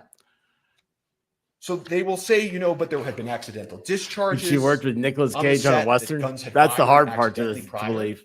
Not related to Alec, by the way. But again, that's the people we looked at. Hannah Gutierrez-Reed's fault, Sarah Zachary's fault, perhaps, Dave Hall's faults, workplace issues.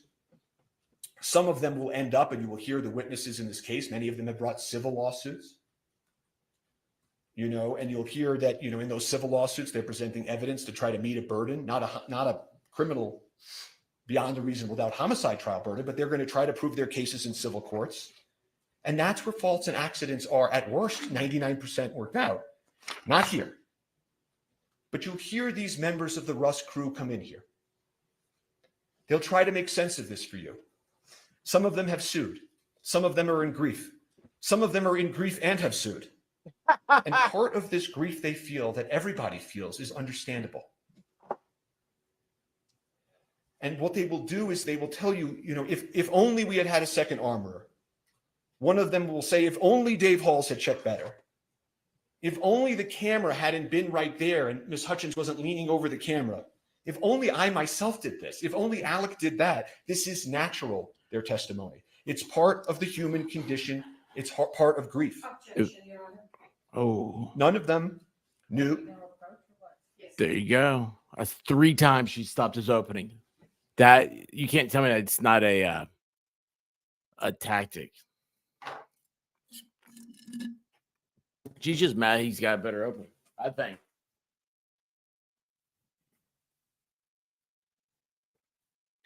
Find it right here underneath me the whole time. Crap. You know what? I've just realized. As I was saying, I'll tell you witnesses later. In their grief will look for reasons to try to make sense of this tragedy.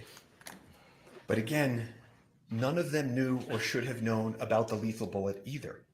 No one had any idea that it was on that set or in that gun. In that world, they were all in it together.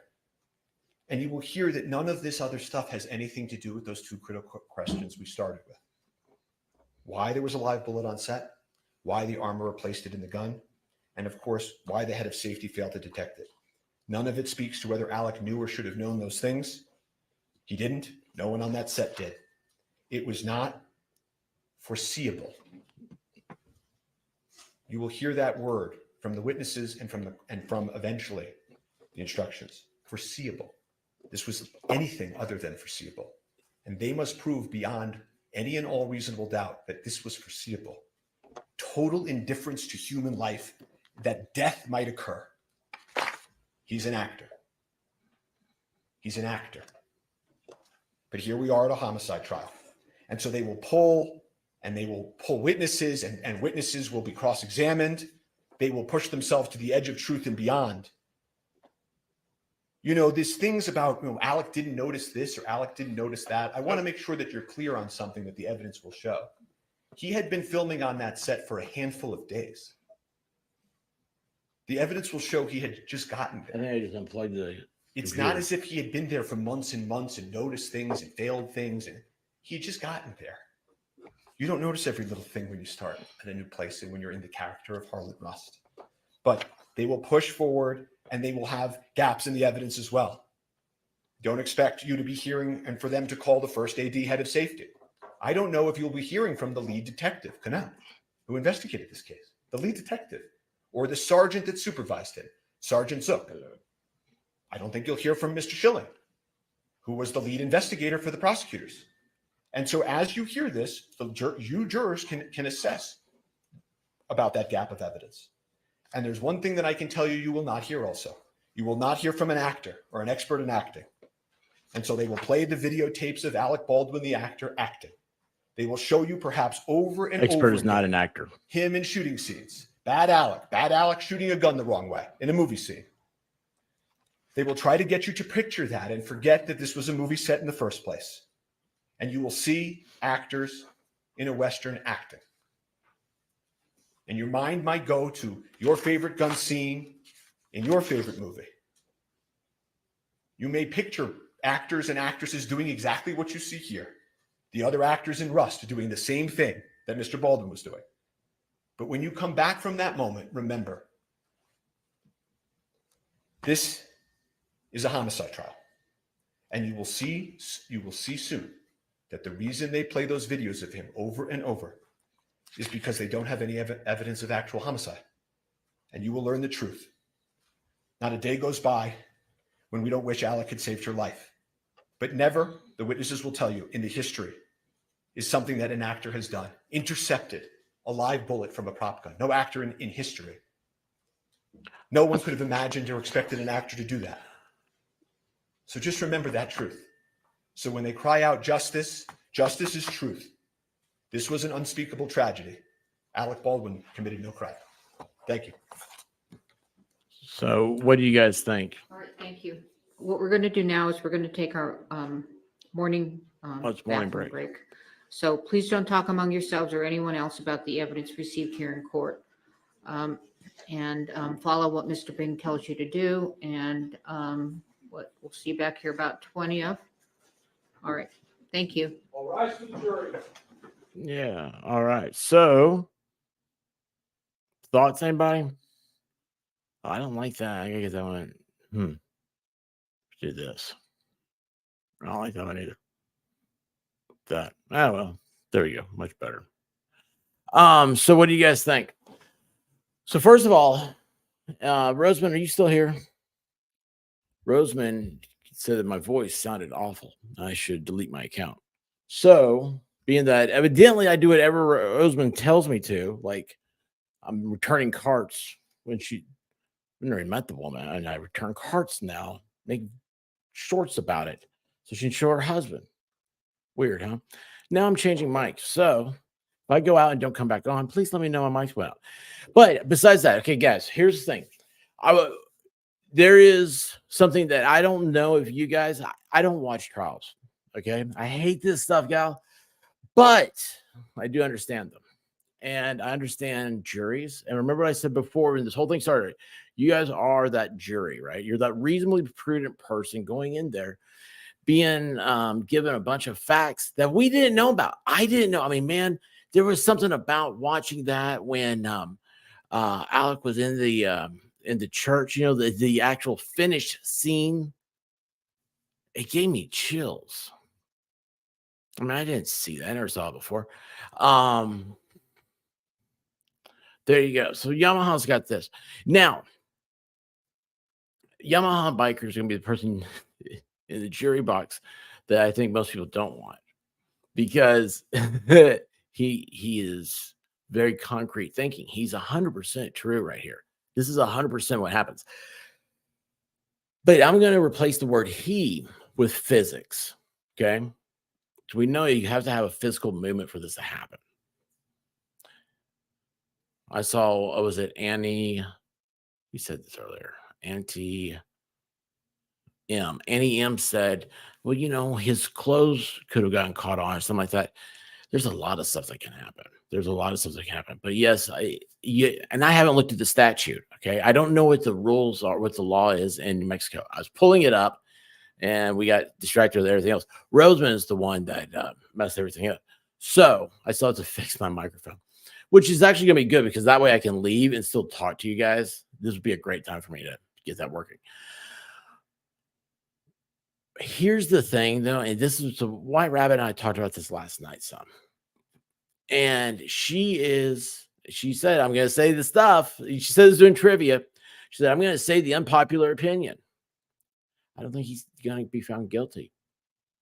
And the reason why she says that is because there should not have been a bullet on that set. Everybody has a role in the movie.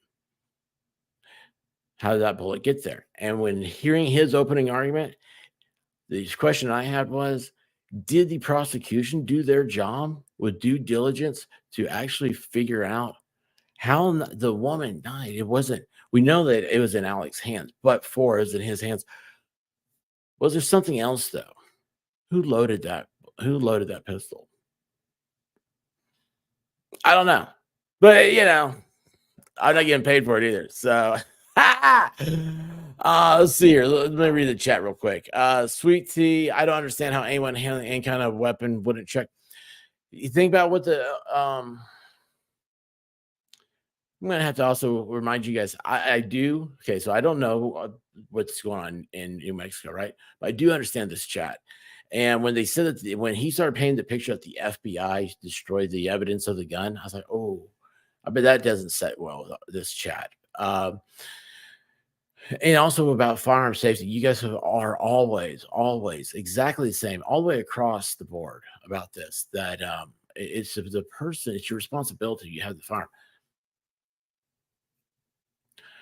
But we're also, and firearms was the only industry, and I know this is a very political thing. I'm not going to get to the politics of it, but it's, if there's a malfunction in the way that your car was built, the liability could pass on to the car manufacturer.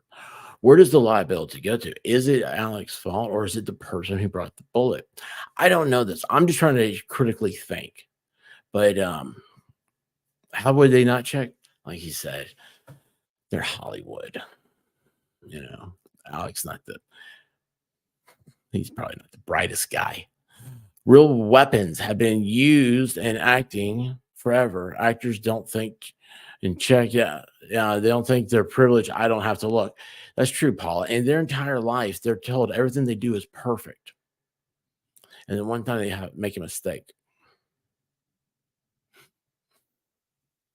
Oh my gosh, man. If you haven't been around a negligent discharge, you haven't been to a firing range very often. That's how sad it is.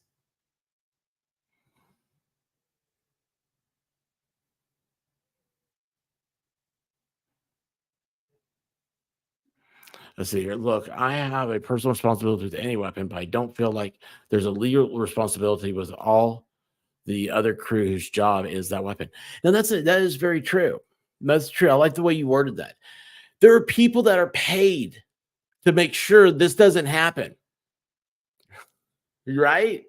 They are paid to make sure this doesn't happen. Alec's not paid to make sure this doesn't happen. Alec's paid to make sure it looks like it did happen.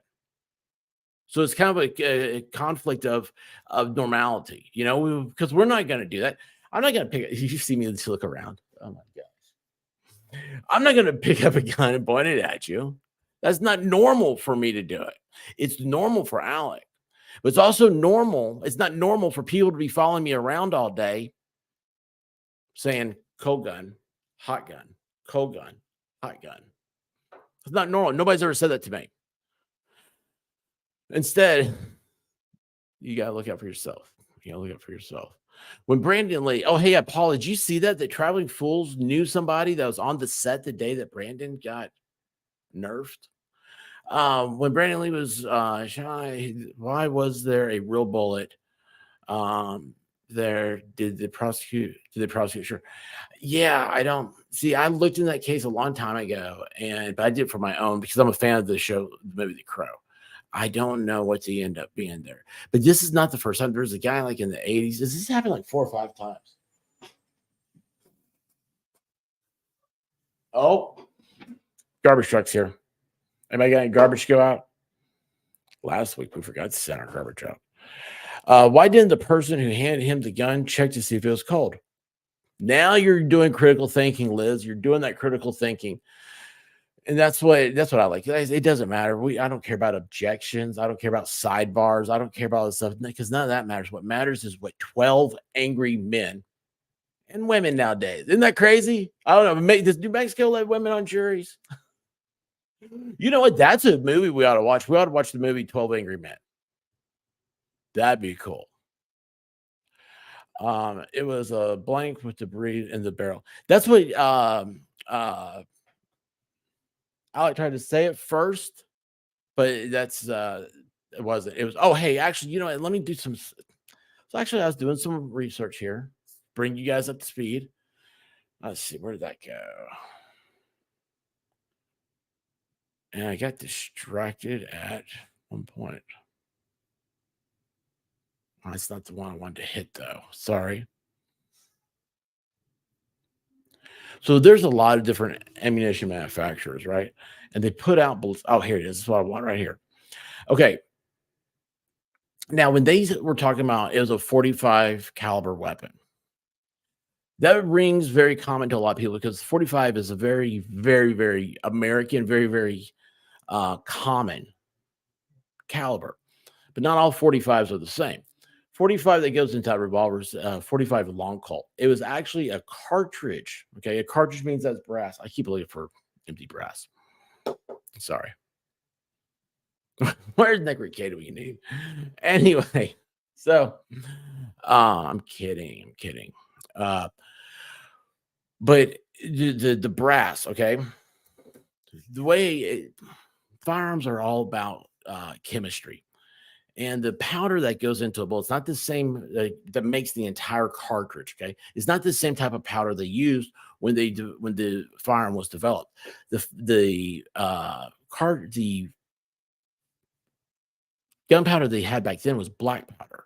Now it's smokeless powder. Smokeless powder is a lot more powerful. What you find is in 45 long Colts, even though modern technology, they've had to make them in different calibers. Or, I mean, it's still 45, but they make them in different lengths and widths and all that stuff to make it sure that there's not a mix-up. This is what manufacturers have to go through. There's not a mix-up in having a modern cartridge, a smokeless powder 45, which is much more powerful than a black powder 45. I'll be interested to see what they say with the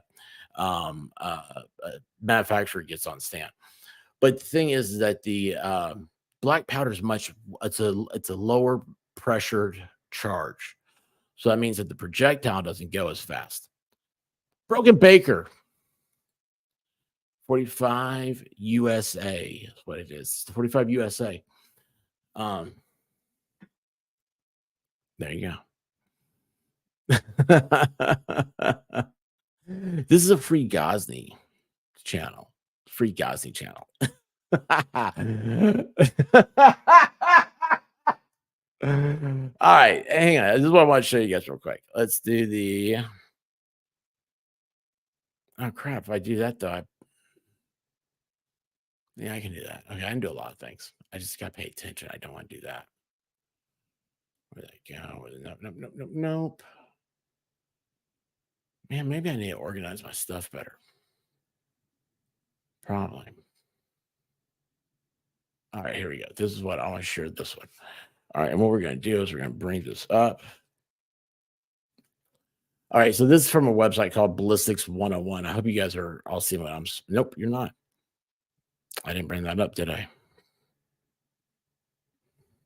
Okay, so this is from a website called Ballistics 101. And let me make sure I got the right cartridge thing. 45 long Colt ballistic chart. So this is taken from a 5-inch to a 5.5-inch barrel. It looked like when they said that Alec he wanted the biggest gun they had. Well, that was the I forget what the there's a particular name for it. I think it's the Marshall, what maybe they call it now. Wyatt Earp carried a 7-inch Colt single action. So that's what that'd be a replica of.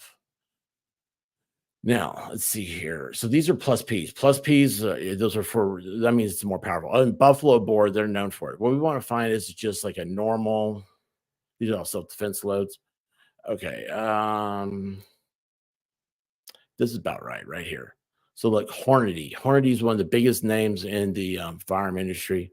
A 45 Colt is shooting a 255 grain cartridge at 725 feet per second. Considering how down here is a specialty company that is making a 45 Colt, that's a 96 grain. It's much lighter, but they're throwing it out at 1,700 feet per second. These are cartridges that are made for a modern firearm. Remington ammo, they're doing 860 with the 250. Oh, this is a 6. That's funny. SIG has replicating a 45 ACP load right here. Winchester. Okay, so Winchester's, this is probably more accurate to a cowboy. I think Winchester has a cowboy round. Is that right, Yamaha? So this is like LFN, be like a lead flat nose. Those are very common in competition shooting because it leaves a perfectly round hole on the target. So, and it's an easier, it's less kick and everything else. I would think that it would be something like that. They're going to have bullets around. So that would put us at, where did I just go? Where did that thing go? Wait. There it is. So we're talking about a 250 gram bullet at 750 feet per second. This is not a very powerful cartridge, but yet you heard what it did to the woman. Went on the right side, went through her spine, out the left side, into a guy. This is why you always have to be very, very safe around anything of a high velocity. Let's see here. I'm going to go back. So there you go. We're going to wait for their PP break to be over.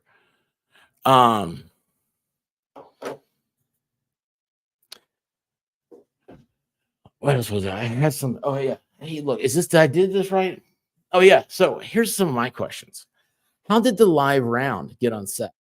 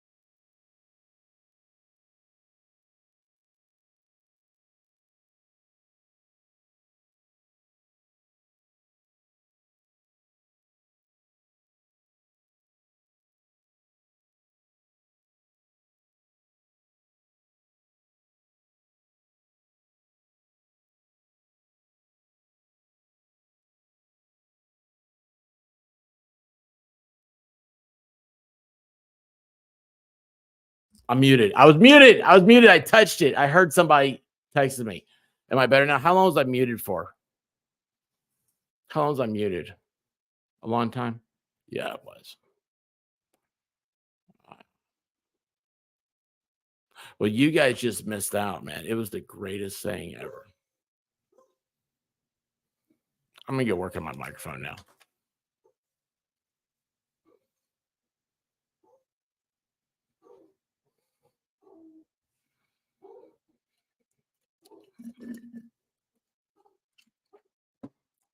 You know, this didn't happen to me before I turned my microphone like you, Baker.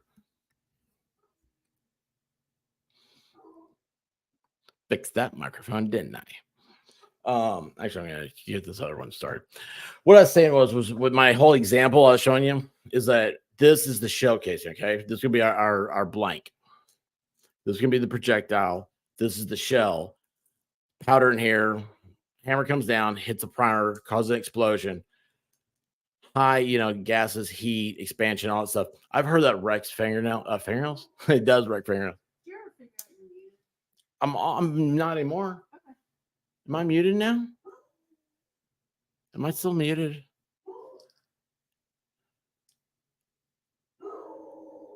Am I still muted? I've been muted for 4 hours.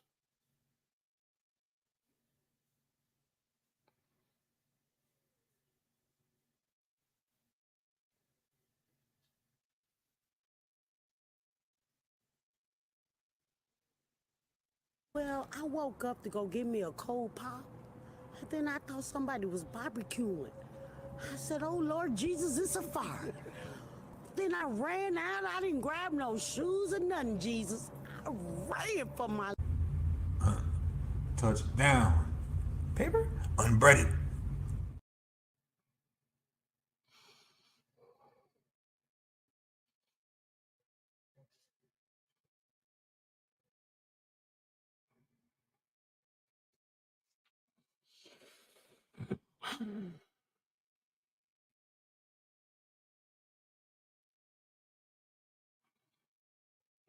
We'll talk about that one again later some other time.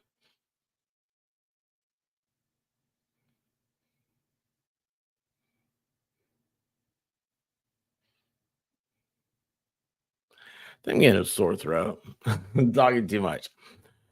What was I trying to do with that? Oh, yeah, here we go. Watch this one.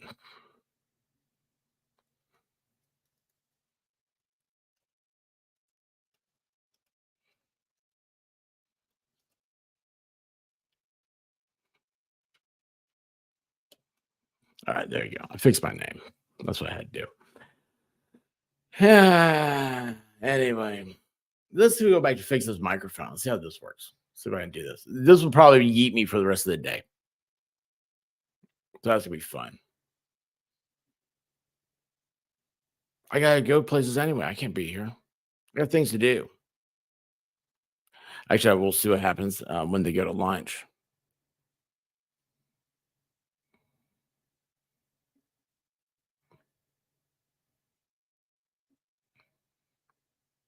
Now let's see what happens. I hit. Where is that? No. All right, let's find out. Guys, tell me if I'm muted in 5, 4, 3. Wait, that was 3?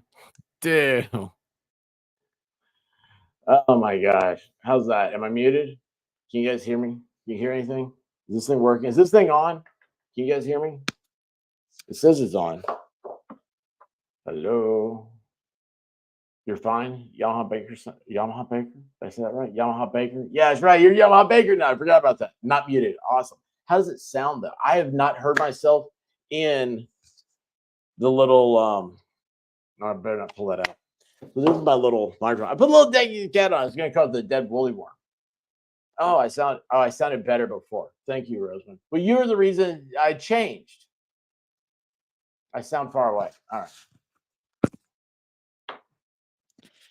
Not far away now. There we go. Oh. You guys, I swear. I should have gone to radio. Then I wouldn't have to wear a shirt either. All right, let's see. Hang on. Work with me here. I swear, you guys are so. Roseman Ranch, you're too loud. You're too soft. You didn't put your cart up the right way. Here's my ass. Look at my ass. You see this ass? Look, it looks like you.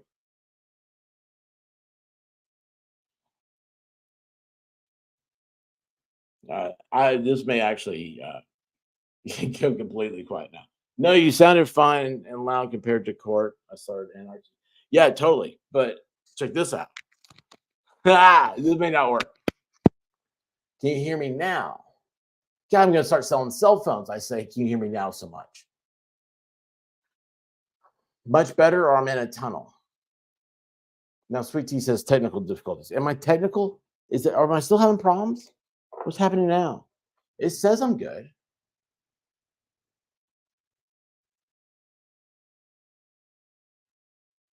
No, don't yeet yourself. Roseman, if didn't have people like you, how would I know I was wrong?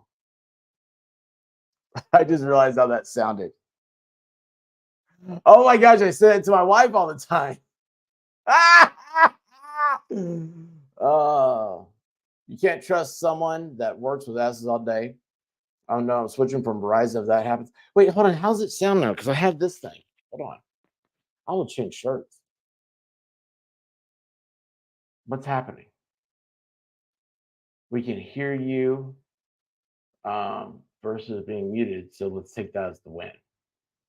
Well, I got a lot more buttons now to push. I have a whole new atmosphere of buttons to push.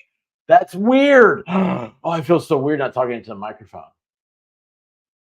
I feel like I'm in a 1970s getting ready to drive a Trans Am where my shirt's open like this. I feel so awkward.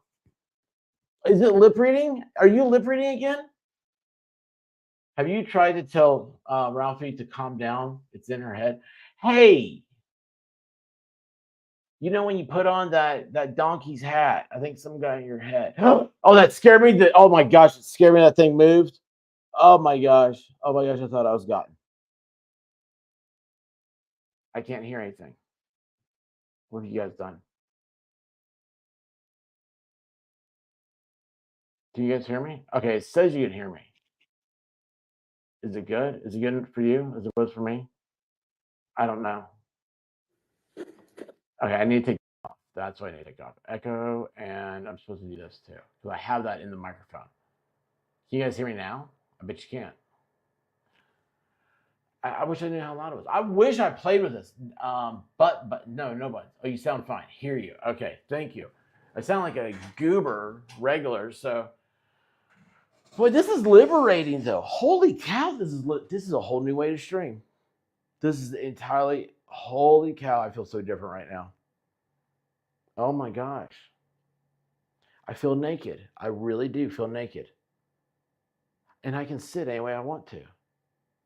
I think it's because I have my earbuds in. Every time expert would talk during court time, I jump. It's just me thing, totally in my head. Baker, literally. Are you talking about Baker or me? Not changing the subject, but I get it. Oh, sorry. Got a cool Christmas gift in the mail. A sealed Rubik's Cube from 1974. So cool. Oh, Liz, are you going to open it up and smell the air? See what the air smelled like in 1974? That's kind of cool. Now, I'm not taking the stand, dude. Hey, but you know what, Yamaha? Guess what, dude? With the wireless thing, I could go poop.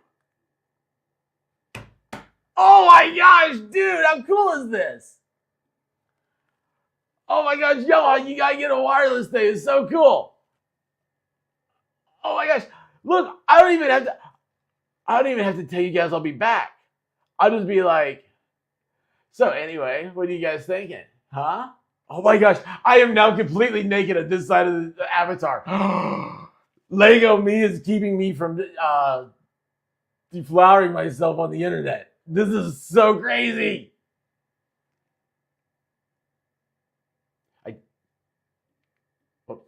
I did hear yesterday that the judge ruled that the prosecution can say anything about the Baldwins being producer. Oh, can't say anything about being a producer. Oh wow, this is so wild. I am so excited right now. Yes. Yes, you are. Oh my gosh, dude. How would I clip this? Wait, where'd it go? How would I clip this to my skin though?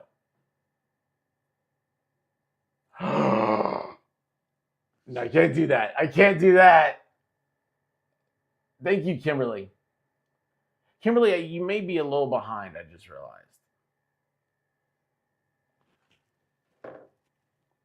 How do you write that in the chat? Kimberly, you may be a little behind.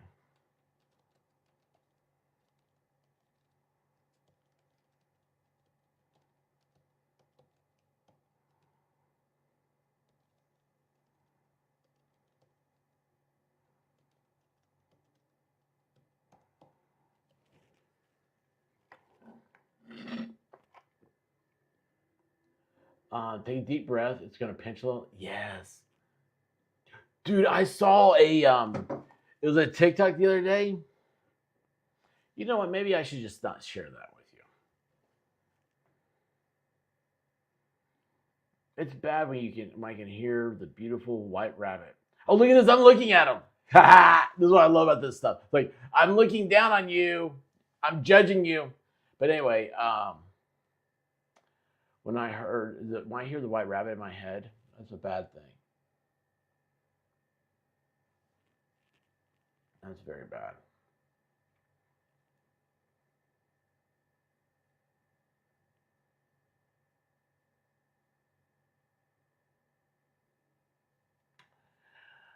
Oh, yeah. I need a drink. Oh, guess what? You guys can go with me. This is going to be crazy.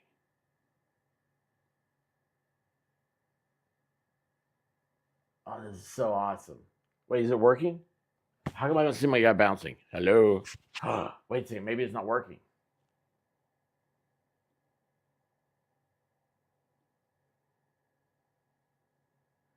Oh, man. Hold on. I got another button I can push.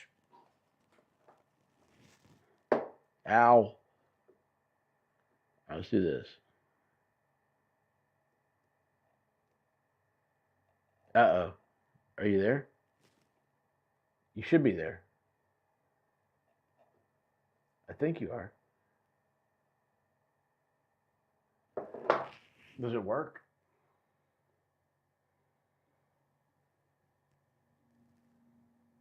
What happened? New toys are fun.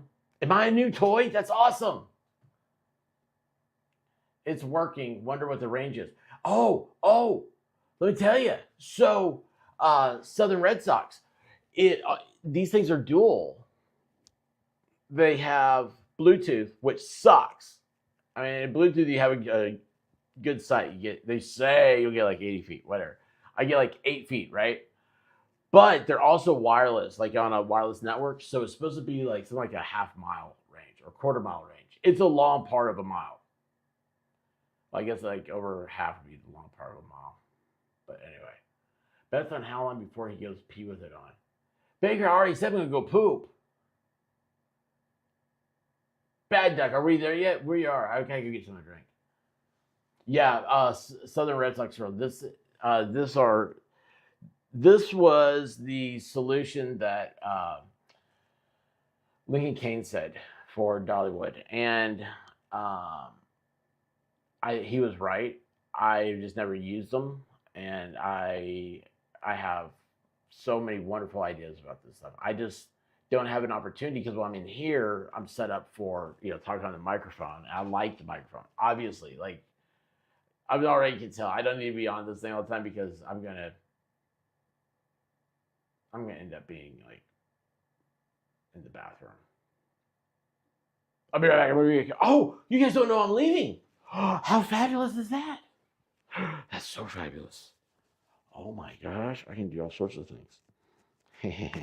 What's this? Oh. All right, cool. Oh, I better tell my rabbit she can't say things about you guys. Oh, I hear a dog. Hi, buddy. I'm coming down. You don't have to come up. But how are you doing? Thank you very much.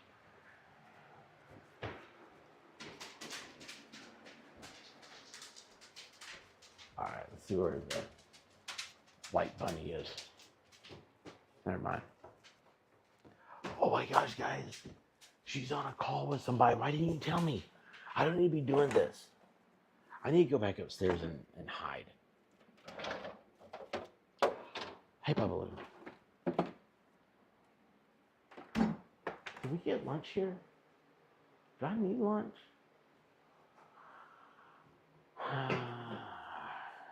This sucks.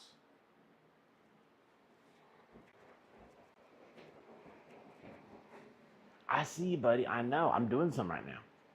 I know, bud. Oh, man. I hate that guilty look. But he doesn't go. He makes me feel guilty, though. Dude, I'm just going upstairs. You can come in and lay down your bed.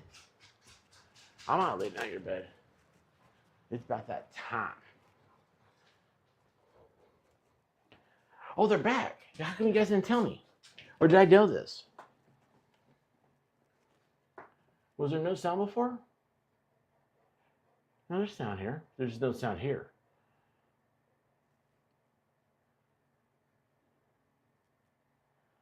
This is so wild.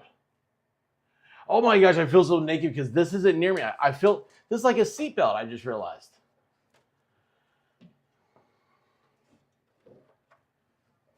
What's happening, guys? What's happening? I know. I can pay attention to you and do all this other stuff.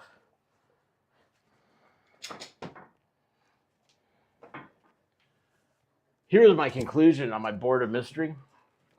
Did Alec Baldwin load the round into the chamber? Because if he did, he is SOL. Oh, wait a second. Oh.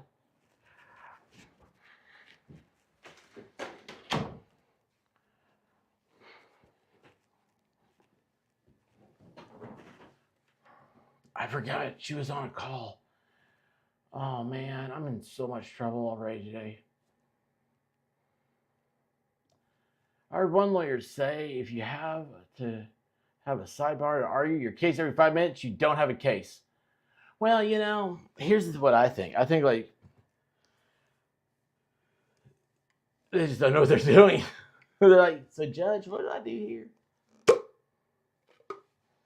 Oh, thank you, Annie. I did get distracted. You guys, here's something that's funny. So, there's that dog again. See, I don't stream during the day. She's not used to this. She doesn't like that door closed. She thinks I'm in here eating snacks and, like, not sharing them. So, here's the thing. I am a paper reader. Come on. Don't stand there and look at me. Come in. Come. Well, Bubba, you didn't want it. You're okay. Come on. Blue dog, now. Anyway, I like to, I did close her out. I like to read paper. I don't like reading screens. It keeps me more organized, and it's just like the touch and everything of it. Like, I don't know. Paper is good for me. So I realized last week, I need to get a printer. So see, I could have had the New Mexico law print out and be like, oh yeah, let me read that. But now I gotta go back and find it. I'm on my 27th. Oh, here comes a jury. It feels so weird. I feel so naked right now.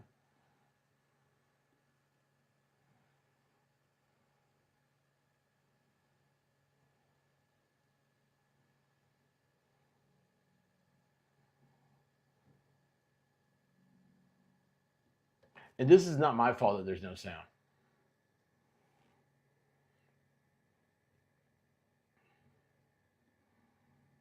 Who is?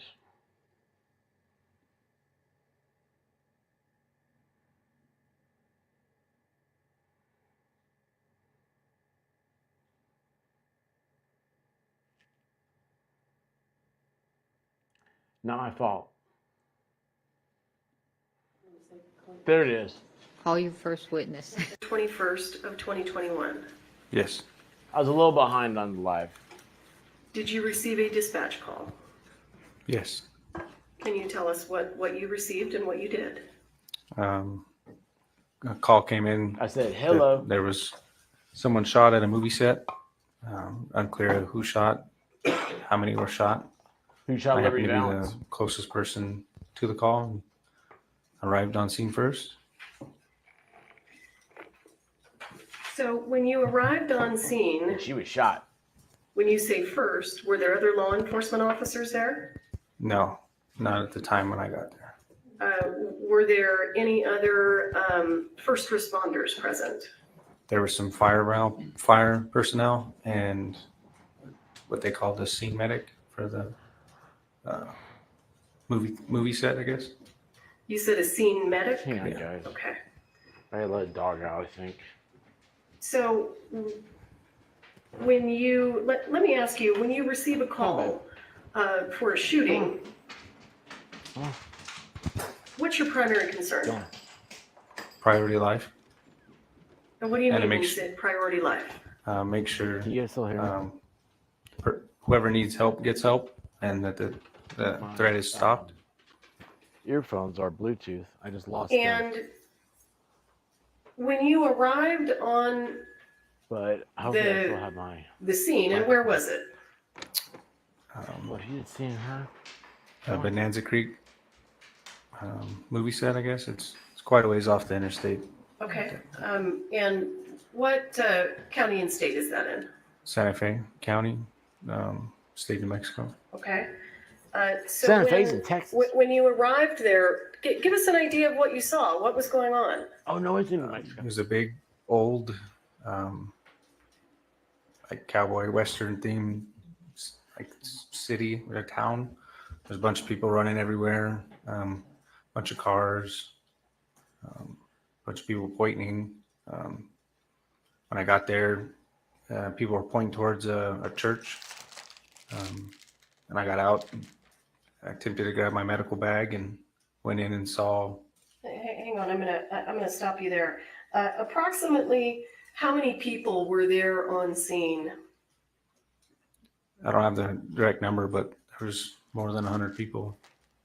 Have you ever been called to a shooting where there were Were you ever 100 called people Darlin? already on Darlin? scene? No. Did that present any specific challenges for you? Yes. Explain to us what those challenges were. Just there's a lot of moving parts. Just got to take it one piece at a time. See who's hurt. Make sure that one, that nobody's continually getting hurt, and then two, the person who's hurt, medical attention is being given to them, and then go from there. Okay. And when you arrived on scene that day, were you running your body-worn camera? Yes. The state moves for the admission of State's Exhibit 4. No further objections, Your Am I want to just make sure I'm connected. I'm ready to play it. Permission to publish? Was he gonna recognize it first, or are you satisfied with the foundation? Yes, Your Honor, we've consented to both lapel videos All right, today. that's fine. So you may publish, if this is states one? Four. States four. How do I get the monitors to come on? Ryan's going to do it. Okay. Do you know how to do it? Go ahead, do it.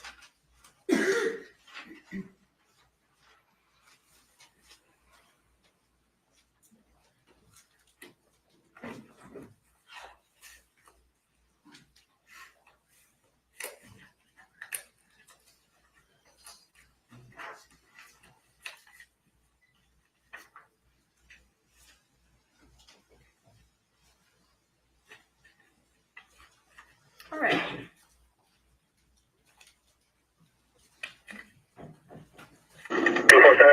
like some meds are here at the gate. Tell them that I'll stop and tell them they can apologize. Hold on, his monitor's not on. Are your monitors on? Yes. This one's not. We'll turn it on. It's on, but it's green light. Green light's on. Let me go get the adapter. Well, can he redo it from here while he's looking? Or do you want? Sure, if the monitor won't just come on. Just call it. He's got to get the adapter. Go get the adapter. Y'all thought I was bad. Okay. Officer LaFleur, do you want to turn around and just look at the monitor on the wall behind you? It doesn't matter, man. Okay, let's do that.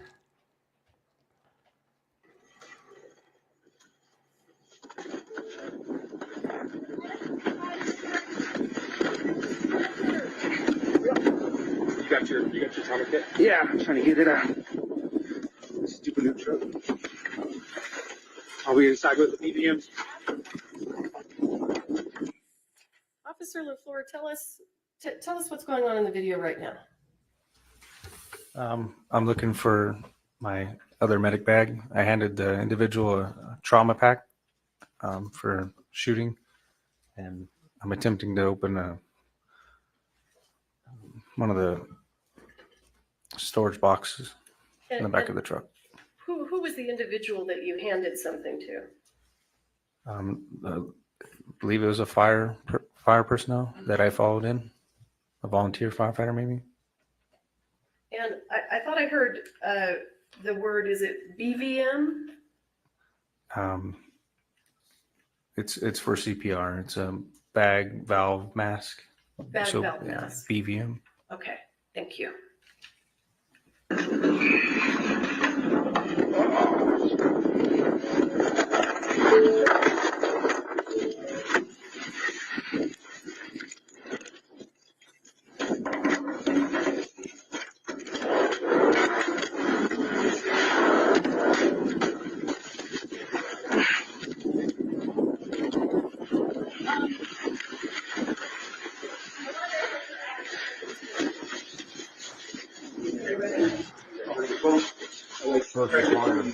We need where are you at? A seal. You have a seal? A seal? A seal.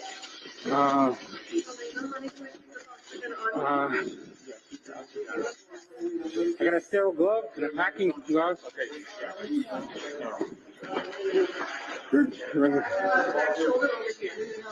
Over there? It's over there?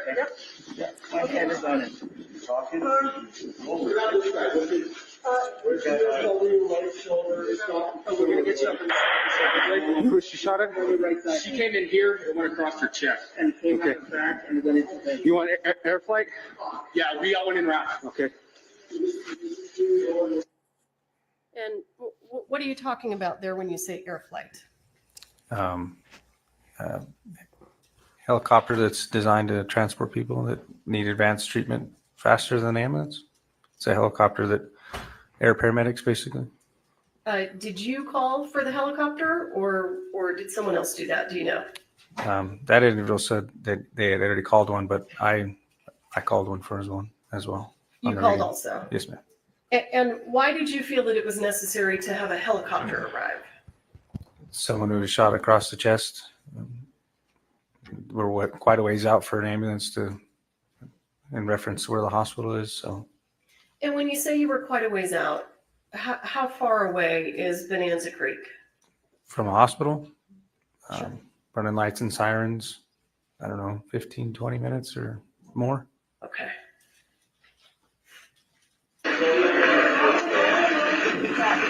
.32 Santa Fe, one female shot in the chest, male shot in the stomach, requesting air flight.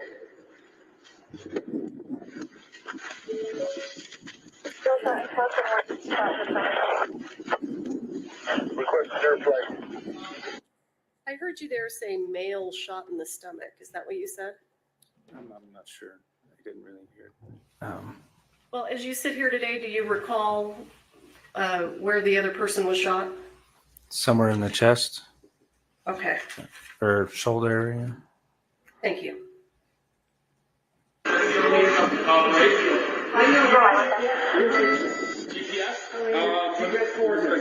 It's okay.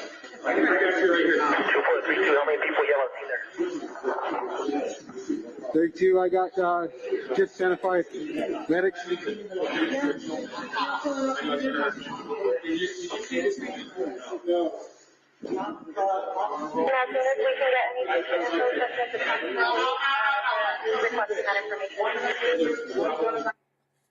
In your video, sir, can you identify who the set medic is? It's a little blurry, but I believe it's this lady right The one that's bent over with their blondish brown hair. Is She the really made monitor an looking impression. good? Yeah. No, Yes. just Jeff, my Jeff. Yeah, follow. This monitor is working now. Oh, it is. Yes, ma'am. Okay, do you know how to touch it to put it, there you go, thank you, I appreciate you. You can go ahead and remove that. Oh my gosh. Oh, I don't know how to remove it. Can you show them how to remove it? Oh, push on the menu button. Clear. And then there's a clear view. Okay. And if it's in the way, just push menu. Do you know who these other people are that are in the room? No, I know that that person, and somebody over here, a battalion chief, they were wearing Santa Fe county fire medic shirts. So, and they came in the vehicle in front of me. You don't know who the other people are that are in the room? I know the other person shot, and then Elena Hutchins, or I maybe misspelled her name or pronounced it, and then the So who's other going to go out and assistant buy director. a trauma kit? That's about it. After seeing this. Okay. And you mentioned that there was a truck pulling in ahead of you. It was a volunteer firefighter truck. So did the first responders that we see here in this scene, did they arrive about the same time you did? Yes.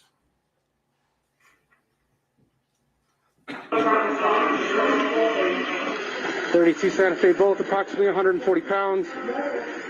Elderly male and young female.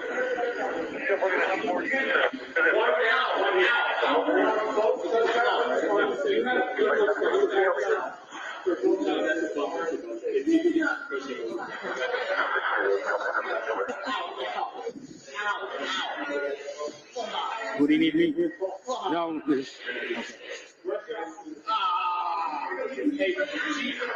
Well, I was proud of you. I was proud of you, Doug, until I saw that you were making them stuff. Ah!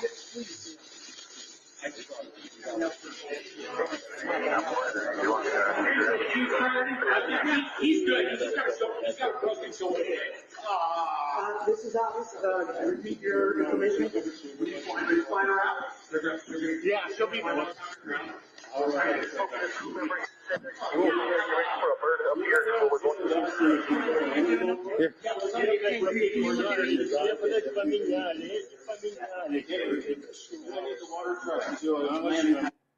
Officer LaFleur, tell us what you're doing now and why.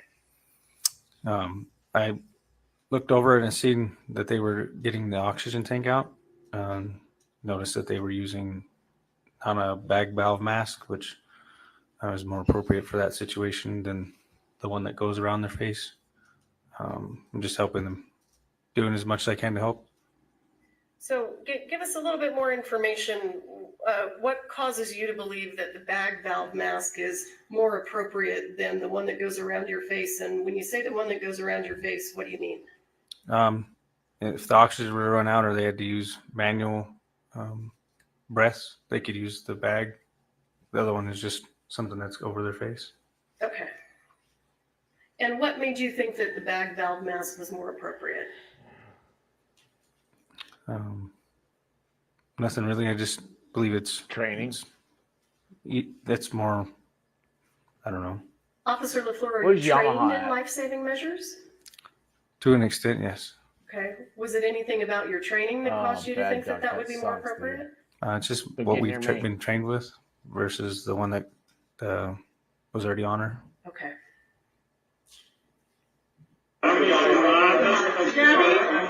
Gabby, can you just make sure nobody else comes in? Yeah, we got air. Do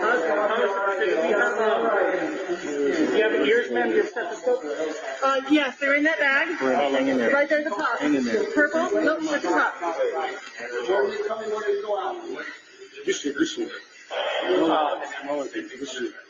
Helena. Is anybody allowed to go with her in the helicopter? No, no. Helena, deep breath. Deep breath, Helena. There you go. Deep breath, Helena. Deep breath. Be okay. Good girl. Good girl. There you go. Good girl.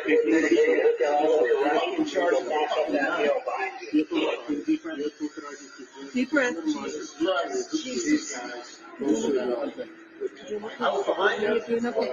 Entrance is here. Exit's back here. Okay. You guys pack it? No. What do you guys need? I just need another dog tag. Dog tag? Something for pressure. I'll take a big one. This one? No, this one's good. This one? No. Janice, how's it going? Underneath the right shoulder blade, coming through. All right, thank you. I just need something big. Thank you. You got a stretcher? Not me here, no. Okay. Let me help him get the stretcher.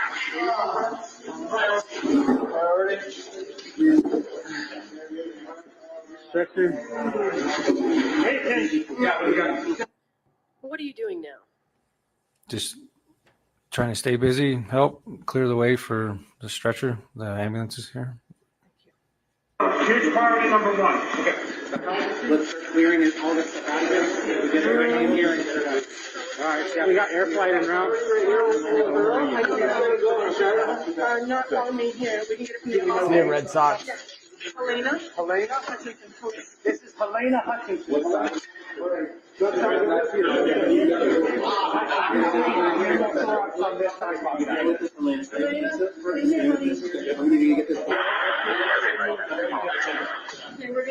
Okay.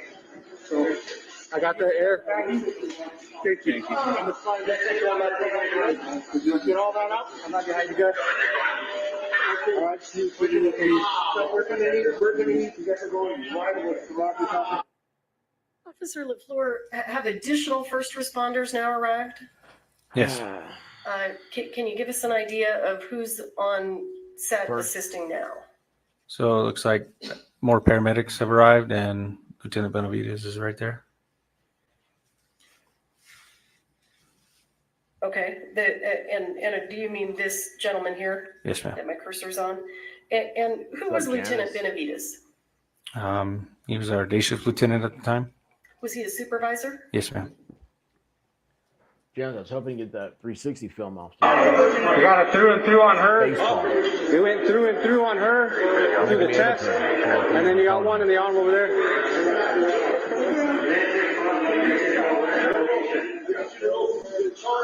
Everybody stop what they're doing right now. This is a crime scene. Okay, everybody stop. Whose voice is that we're hearing? Lieutenant Benavides.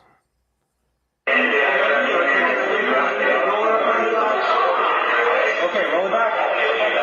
Roll over to the other side. See?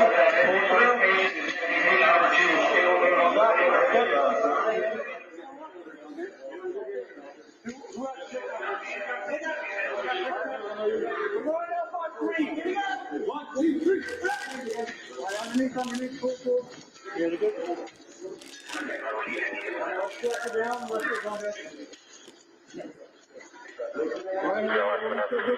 Okay, you keep your eyes on me, keep looking at me. All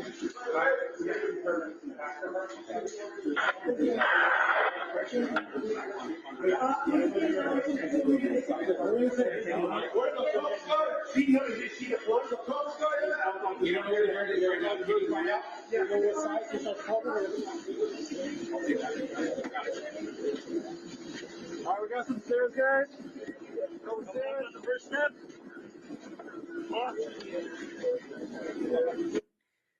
So what is your understanding about where Ms. Hutchins is being taken now?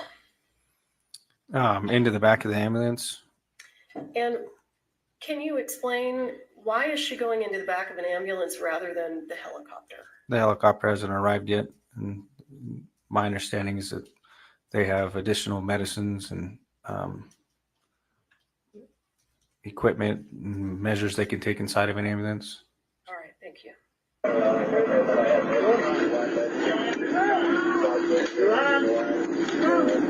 Disconnect here. You got it? Hey, can you take over that?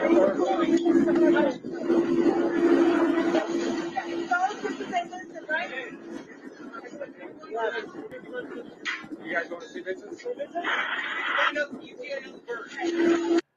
Real quick, I want to answer Paula right here.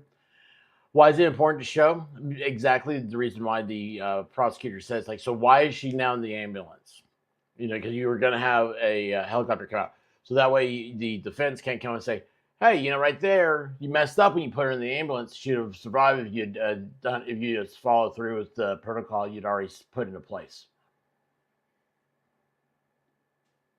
32 Santa Fe, what's ETA on the bird? What did you just say? I asked the ETA in the helicopter. And who are you speaking to? Santa Fe Dispatch. Do you recall how they responded? It's been a minute since I watched this video, so. All right.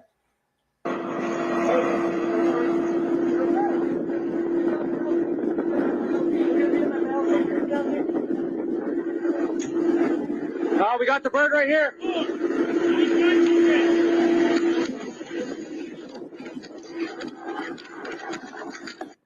See, this is some. Now arriving. Yes, ma'am.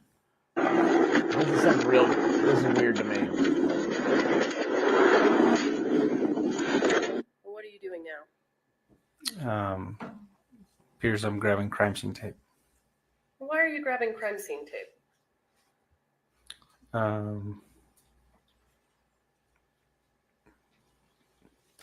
To start the crime scene. I don't know if anybody had told me to grab the tape yet, but I knew we needed to start one.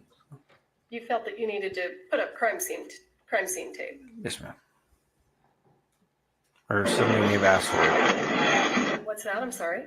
Or somebody may have asked me for it. I'm just not too sure. Okay. And what's crime scene tape used for? To mark the perimeter or the inner perimeter of essentially what a crime scene which they want to tape off and only allow certain people in and out. Okay. And was that an issue in this scene? The crime scene? Well, cordoning off the crime scene, was that an issue here? Yeah, it was a unique situation because of the you can't really tie crime scene tape to nothing. So I think in one point they actually used our patrol units as to tie the tape around and go to the next one. And why is it important to cordon that off? Just for evidence purposes, allow only certain people in and out, because at this point we didn't know what was going on. So. And were there people in that area that were not first responders? Yes. Approximately how many, if you recall? I don't know. I couldn't give you a number really. There was just a lot of people on the outside that I hadn't seen originally inside the church. So. Okay. And did you know who those people were? No. Okay.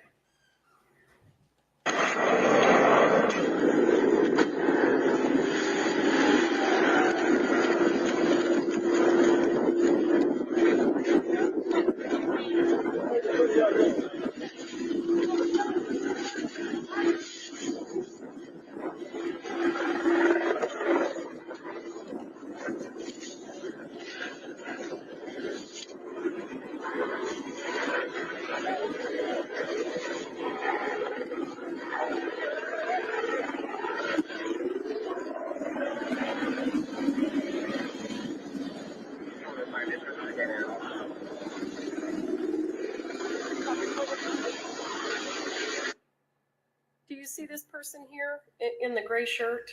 Yes, ma'am. Was that a first responder? No. So when the crime scene tape goes up, what happens to that person? I can't recall. I haven't watched the video yet. Hypothetically, is that person allowed to stay inside the crime scene? No. Okay. Who are the people that are allowed to stay inside the tape? Medical and law for first responders. Okay.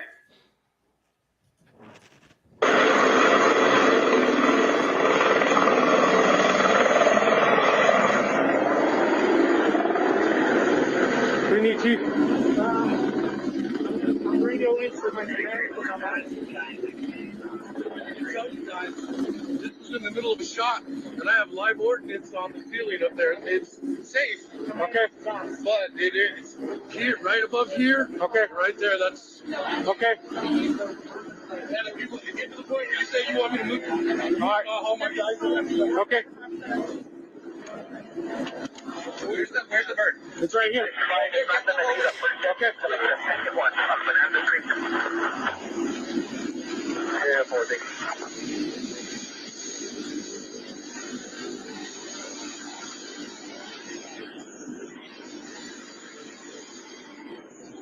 What are you doing now? I talked with the paramedics inside the ambulance, and they asked me where the helicopter was.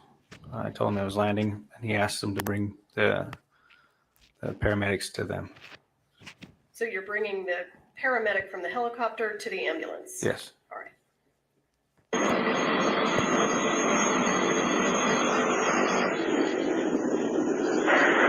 You guys see why I hate trials? What are you doing now?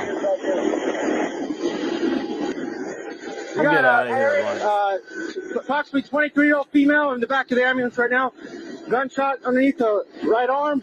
Went through all the way to the back left. Can you carry this back, please, sir? I got it. You got it?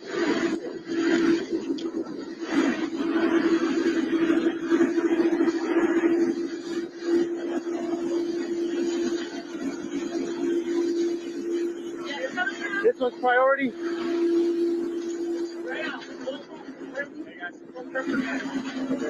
I got a feedback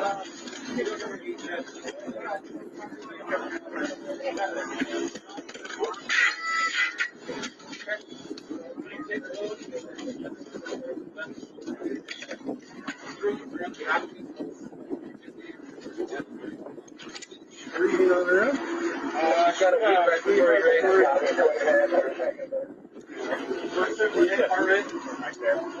So, we don't have to go with here. Guys, just get a couple IDs. They're not sure whether they're IOs or not.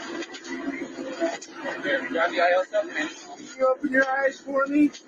Yep. I'll have to work on the IO and then come around. That's it.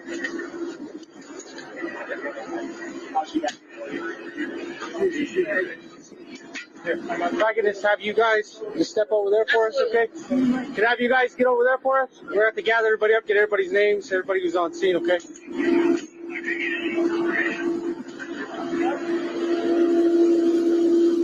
What are you doing now? Just trying to think what's next. I think I'm putting one of the pilot's headgear inside the ambulance on the other side of the door. Why are you telling those people to move? Just to start to gather people up because they're just standing around the church where the said incident happened. Why didn't you do that when you initially got there? Just went in and made sure that medical that people were receiving medical treatment, and then slowly go with the flow, see what it could do. I hope this guy doesn't show up if I need help. Are you trained to take action to save lives before moving witnesses around? Yes, ma'am.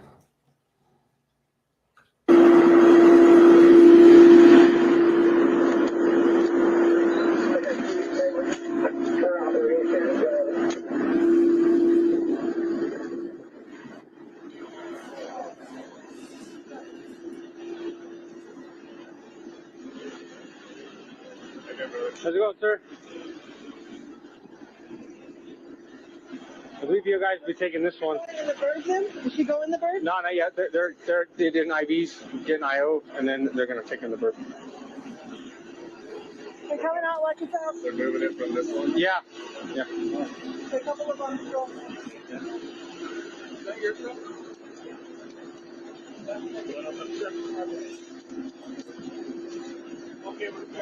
And whose jack is that? Joel. Joel's? Okay. It's got his phone. Hey, be careful, it is flooding. Okay. It's got his phone, it's got his other stuff in it. Okay, well, we're going to just keep it here. So, You get his phone? Officer LaFleur, this woman who's speaking right now, she's not a police officer, right? No. Oh, jeez. Was she employed with the fire department? No, she was their set medic, I'm guessing. When you say set medic, do you mean she's the medic on the movie set? How's he know? Isn't this hearsay? Yeah, he was wearing it. Why? Where's his phone at? I don't know. Do you have any idea why movie sets would have medical personnel on They're scene? required to. Probably for safety reasons. Someone closer than the paramedics or fire department. For safety reasons? Yeah. Phone. Anybody have Joel's phone?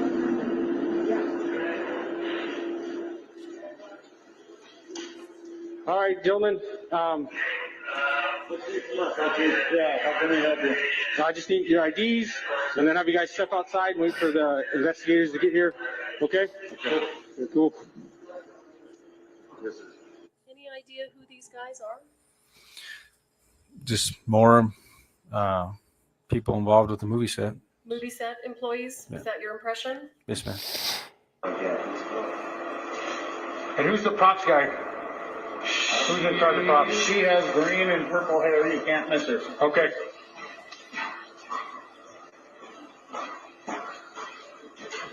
I was here when it happened. You were here when it happened? Yes, Who else was here when it happened? my God, the camera operator. How many people you think were in here when it happened? 3, maybe 4. 4? Maybe. Okay. So 2 more other than you two? Reed, as soon as I see him, he was the camera operator. Reed, yes, sir. Okay, who else? Reed Russell was here. Alec Baldwin was the actor on set that pulled the trigger. Alec Baldwin? Yes, sir. Where's he at? We got one. Yeah, you help me find him? Yes, sir. Baldwin's right there on the cell phone with the cowboy. Okay.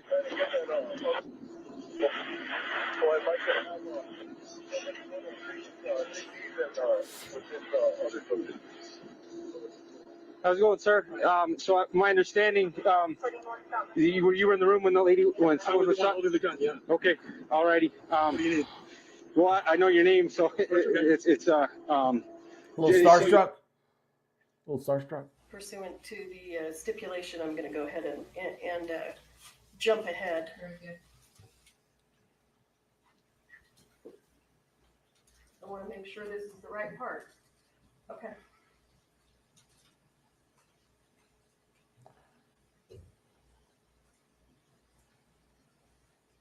Let me get with my lieutenant and see where we want you to hang out, okay? Whatever you want to do. Whatever. Yes, sir. All right, give me just a second.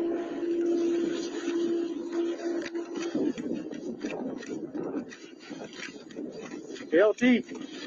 So apparently I was not given the appropriate reaction. No, jeez. How long you had to do this? You want me to jump ahead 5 seconds now? What? I need to know what to do, or I just press play. I need to know what to do. Go make a sandwich. You're probably hangry. Make the judge a sandwich. She looks hangry. Holy cow, man.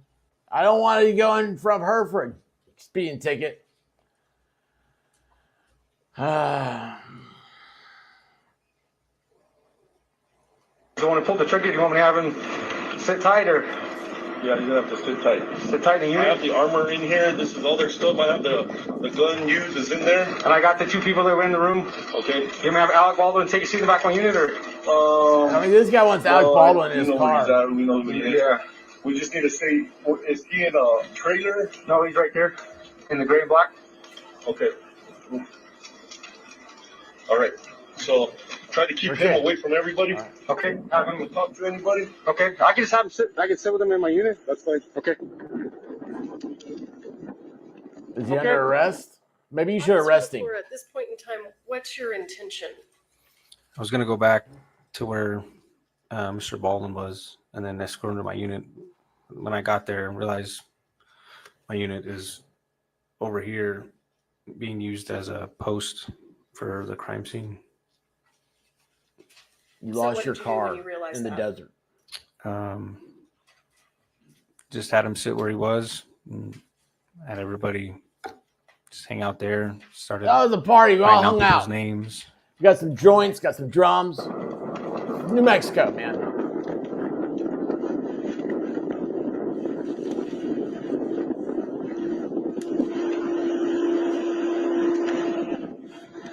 "100%, Liz. 100%.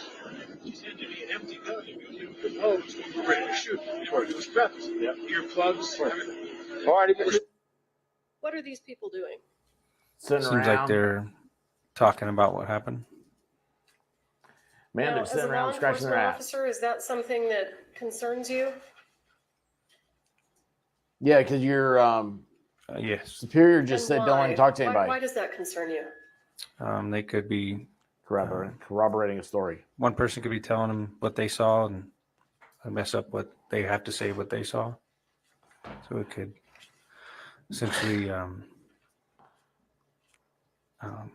That's just it's same different. coerce isn't it? testimony, I guess.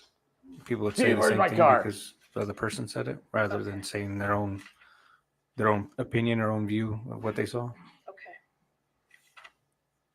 Mr. Baldwin, who's the director on scene?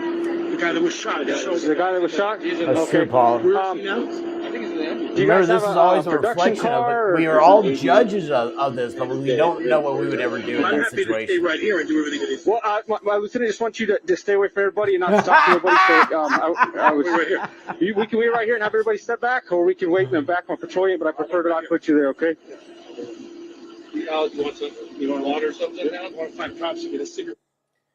So 100%, Janice. And I've got some pain I why need did to you go let watch Mr. dry. Baldwin sit there instead of putting him in some vehicle and separating him from the other witnesses? Like I said, my unit was clear across being used as a Oh, it's too far away. post. Too far away. Just because I didn't know what we had right there, came to maintain Because I'm on the cooperation top of with the screen. people involved. Well, And it you be sounds like you judging. gave him an option. You let him choose. Is that right? Yeah, he wanted to stay right there, and I figured if I could keep him there, I didn't see a big problem with it until later on when people were talking and whatnot. And did you give Mr. Baldwin instructions about whether or not he could speak to people? I did tell him to stop talking. And did you give instructions to the other witnesses that were around? I didn't tell them, but I told them that you had to sit there and not talk to nobody. Okay. I got it. They're going putting up that medium marble. Take it. So you don't want us to go out? Hands are shaking. Try cutting. Yes, sir. Right, I'm right there. Silver car is Alec's vehicle. If you want to put him in there. Mr. Baldwin, is that your car? Yeah. Yeah, we can wait in there.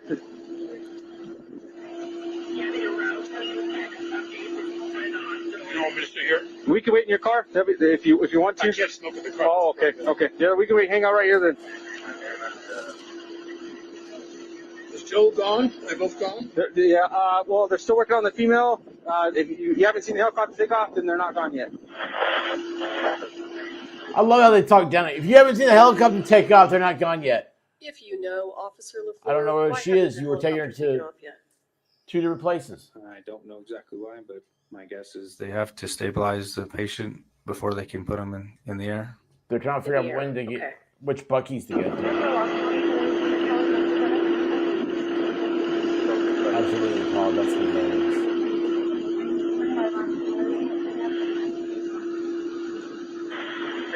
Inquire with me where you need to be.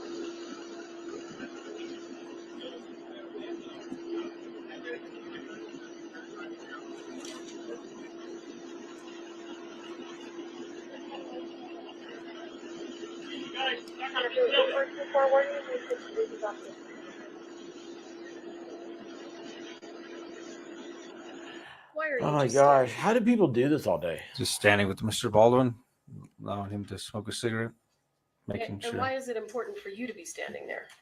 We don't know. Essentially, he's detained, not free to leave. So I'm there with him.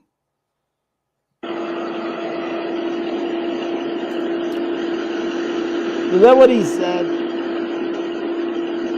So 37 can interrupt with that frequency.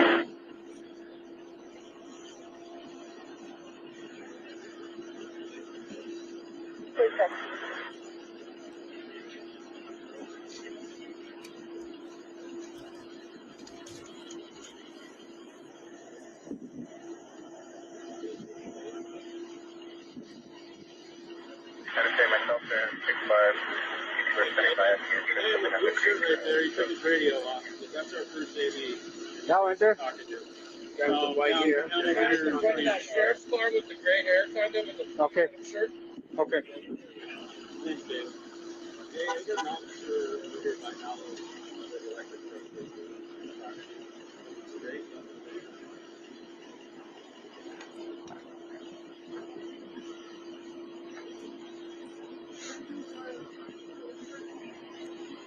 Why do you have these God, these so much two better than I gentlemen thought. standing over there that we can see? What is there something important about them? The guy in the gray I had him stand over there because he was inside the room when I had first got at the. He was standing there because he was just standing there. He was standing at a different place, though. The other guy in the brown apparently was in the church too. So apparently it was. So I had him stand over there in one area so we could easily be found. Did you give them how So, many feet away? They had You to wanted say 4 everyone feet that was away. in the church in one area. Yes, ma'am. And are we looking at that area? To the left of Baldwin is where majority of everybody was. Yes. Okay. And those were the witnesses that were in the church. From what I was told, yes. Okay. So, Mr. Baldwin, how many people were in the room when it happened? I don't know. It's a crew. It's a crew? He got some people that a lot of crews outside the inside that building. Okay. He's the one that knows what was outside. He's asking how many people were in the room at the time. How's it going, sir? Deputy LaFleur. How many people were in the room at the time? Six? 7. Officer LaFleur, who's this gentleman who's speaking now in the blue jean shirt? From what I was told, he was on one of the other directors. 6 or 7, I need to Another dude that should have been talking to the police. So I got one here, the 2 that were injured, that makes 3, and then these 2 gentlemen, 4, 5. So who would be the other 2? Yeah, it's got Ross. More than 6? Supervisor, I get track of the narrative and how many square. I can tell you who's in the room. Okay. Were you in the room? I was out the door. You were at the door? Can I get your ID? Do you know whether or not the person in the jean shirt was inside the church and witnessed the incident? I do not know. No, it should be in your reports. What it should be. Okay, why don't you come on over to that? It's not in your report. It's not. It's hearsay. But it's not in the report.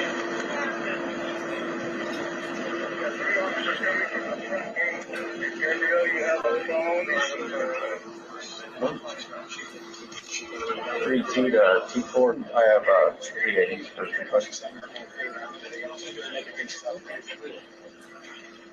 Just really down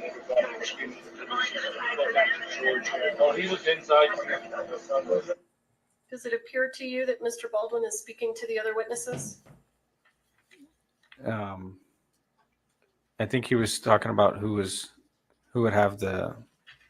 would know who's in the room. Okay. I can't really hear it. And then apparently the guy's son was working there as well. Okay.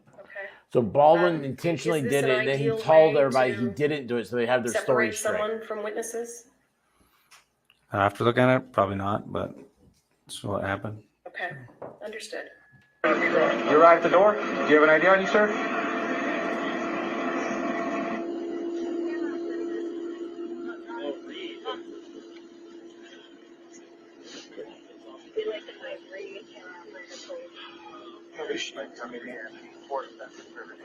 As of right now, her status is questionable. That's why we called the air light. Like, where were you at, sir? I was right behind him. Right behind him? Okay. Yeah, I was right behind him right when it happened. All right. So just have you guys hang out for me right here. We'll get someone to get your statement in just a second, okay? And then they cleared the gun outside after at his request, and I witnessed them clear it and saw the bullets. Okay. So the one that was missing, the one that fired, we don't know, but all the other ones were proper. They had loads. Officer LaFleur, does it seem to you right now that they're talking about the incident? Seems like they're talking about the gun that was used in the incident. All right. They were pretty low. Right? They had loads. They told me what? They didn't know. They did their shake test before they put the gun in lower. Stop. Don't say that. This conversation is about that we're watching right here. Something about a shake test. I don't know. Do you know how you Maybe, put on your shoes this morning? Why did you come in this courtroom with your left shoe on your The right rounds, dummy rounds, maybe. Okay. foot? Oh, I made you look, Entirely didn't sure. I? You're not sure about anything. You're not sure that you even have your feet on the comfortable shoe. Was Mr. Baldwin supposed to be talking about the incident? No, ma'am. Oh, he Does wasn't. he appear to be doing it anyway? Yes, ma'am. This is the weirdest I've ever heard a state prosecutor go about this. Usually it's always about like how much I followed protocol, right? But here's like it's completely misdid protocol. She is trying to say that Baldwin is guilty, and the proof of it is by the state actors. The state was trying to make him look not guilty, but in reality he was guilty. This is not going to end well for anybody. At least that's my take. I may be wrong. I got to figure out how to do iOS 18. I've been pushing buttons wrong. I'm going to stop talking. There's basically a rod into blank because I think it was based on the sound of how much ringing I had. I think it was a half. Officer, are they still talking about the incident? Yes, ma'am. Is there a reason that you didn't stop them since you told them not to? I think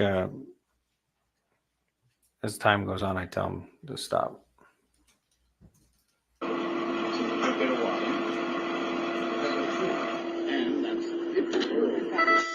okay. Who knows what else is in the room? My other hand. You were in the room? Effects crew. Okay. Can you get your ID, sir? That's what I said. I think it was more than 6 or 7 guys. I think it was about 8. You see this gentleman over here on the left? Yes, ma'am. Any reason to believe he was inside the room at the time? I'm not sure at this point. Okay.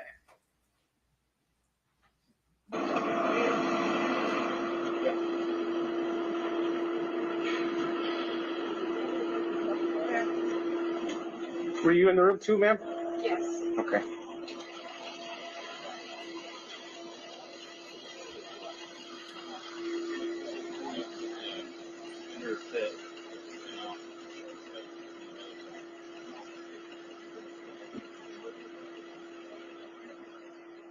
She was breathing. She had clear lungs. And that needs to be but he potentially has got clear right. It's not stuck here. Where did he take him? He took it to the right shoulder. His right shoulder blade stopped it, but they're hearing stuff in his head. And where did she went after that? As soon as they were allowed to, so they'll stabilize both, and then once the sheriff says you're good to go, they'll let them go.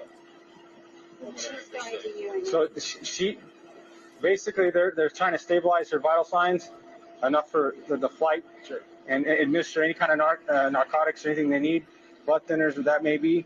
Then they'll load her up in the helicopter and they'll fly her there. I believe the other ambulance is on the other side. I'm just trying not to rant anymore. Bad duck. They might drive him in an ambulance. I heard him wave off the other bed, so. And where did they put him? He went out and put that in the Both of them took it in the shoulder. When I was up in Joe, I didn't see nothing on him before they put me out. He just went over. Yeah, I came back in the cubes and I was helping him. I didn't see nothing. I was asking if he was all right. He kicked in. You and him at the trauma hospital. Still at St. Vincent's. They're both trauma ones. just heard the information. I was curious. Yes, ma'am.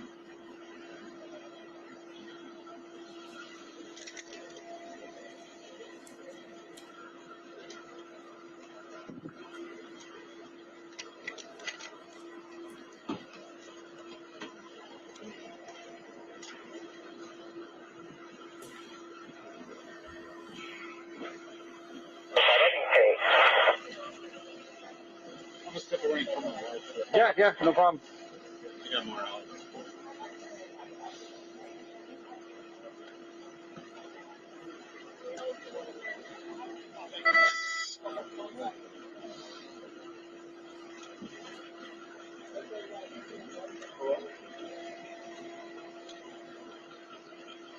Get him out of my life.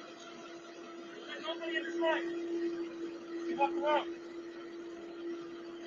I don't want to get him. He's got to put down with you. I don't want to do this.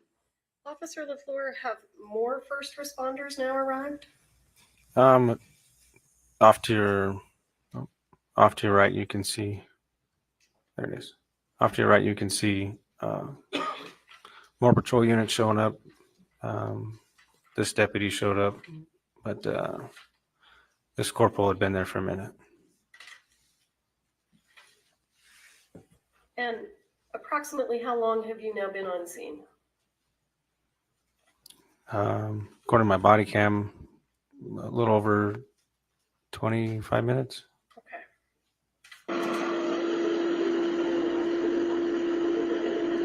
Hey, Corporal. I got 7 people there in the room when it happened. All their IDs. So Okay. Just get it all brought down. I'm not sure what the CID came out there. it's okay. At that point in time, what was your understanding of how many people were in the room and witnessed it? I believe I said 7. Okay. Do you know whether or not that turned out to be true? I think there was actually more. I wrote all the people who said that they were in the room in my report. Hey, sir. And I'm just hanging out with him because he's the one who pulled the trigger. Okay. Yeah, he tried. Sorry, I was trying to set things up a while ago. And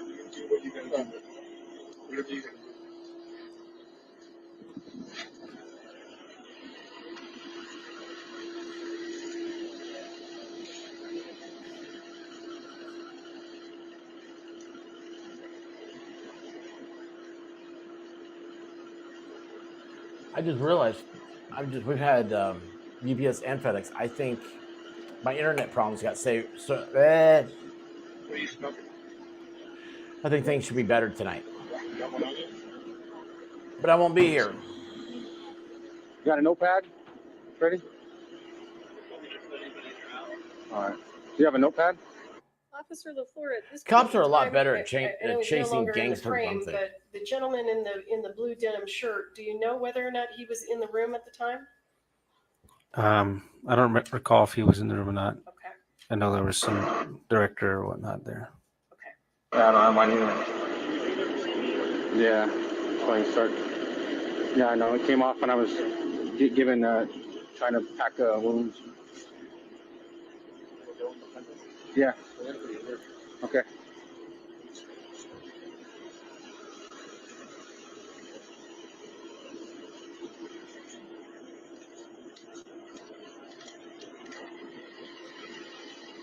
You complete me, boo.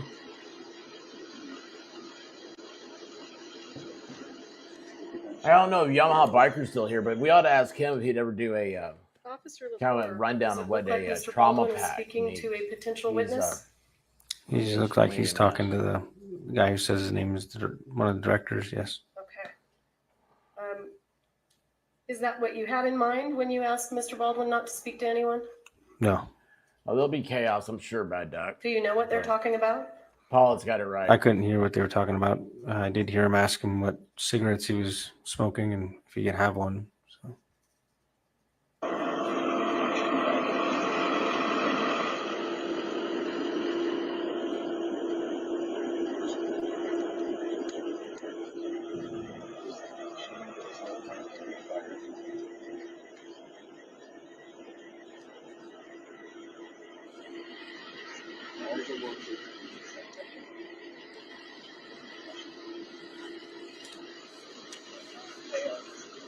Careful, he has a bunch of loose cards in there. Oh, geez. All right. Or do you want to just try some pages off? No, because I'm going to be writing quite a bit. Everybody's in the room.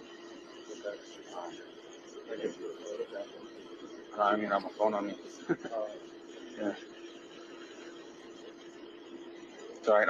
I'll just, yeah, all right now.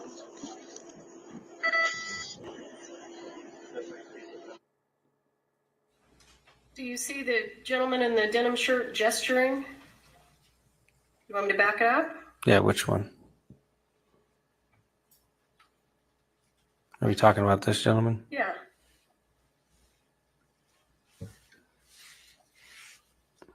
Do you know what he's gesturing? No, it looks like he picks up his hand. Now that you play it back, it looks like he's shaking his hand. And had you seen him do that previously? No, not until just now. I thought you testified earlier about a shake test. The gentleman was talking about a shake test, Okay. but I had not seen the director do it until reviewing the footage now. Okay. My eyes aren't always exactly where the body cam's pointed, so. Absolutely. When you tell people not to talk about the incident, do you have an expectation that they'll follow your instructions? Yes, ma'am. Does it look like they're following your instructions? No, ma'am. Okay. Officer LaFleur, I'm going to stop the video there. What else did you do on scene that day? I helped essentially just wait with other witnesses, I guess, or people that wanted to give a statement or they needed a statement from at a different location. It was their base camp is what they called it. So you needed to take statements from people that were at another location? Is that what you said? No, we took people from essentially where we had them, and they took them down to their base camp. And that's where they started interviews. And the people that you take to base camp, are those the same people that we see here in the video? I believe so. Those people, and I don't know how many people they ended up interviewing.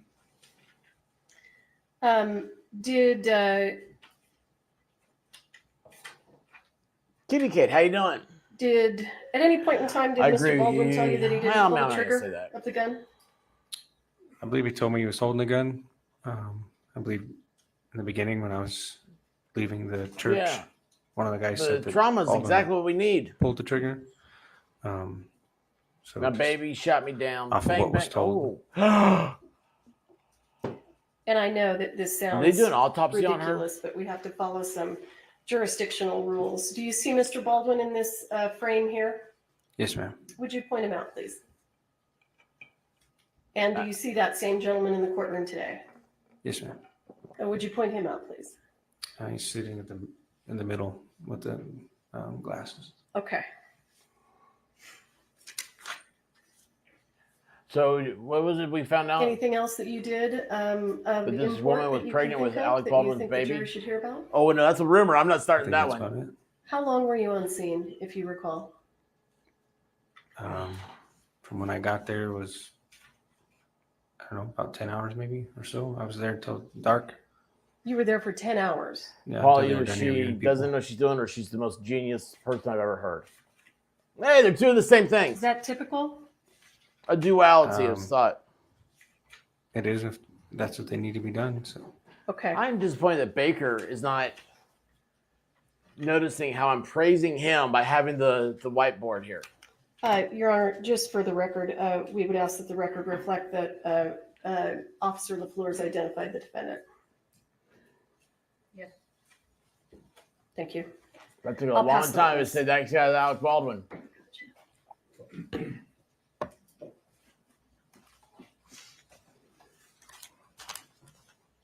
What's this? Damn, it's not-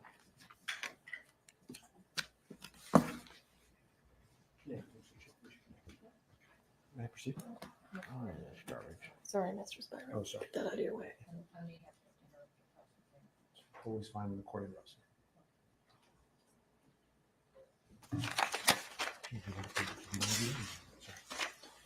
Then may I proceed? Yes. Yeah.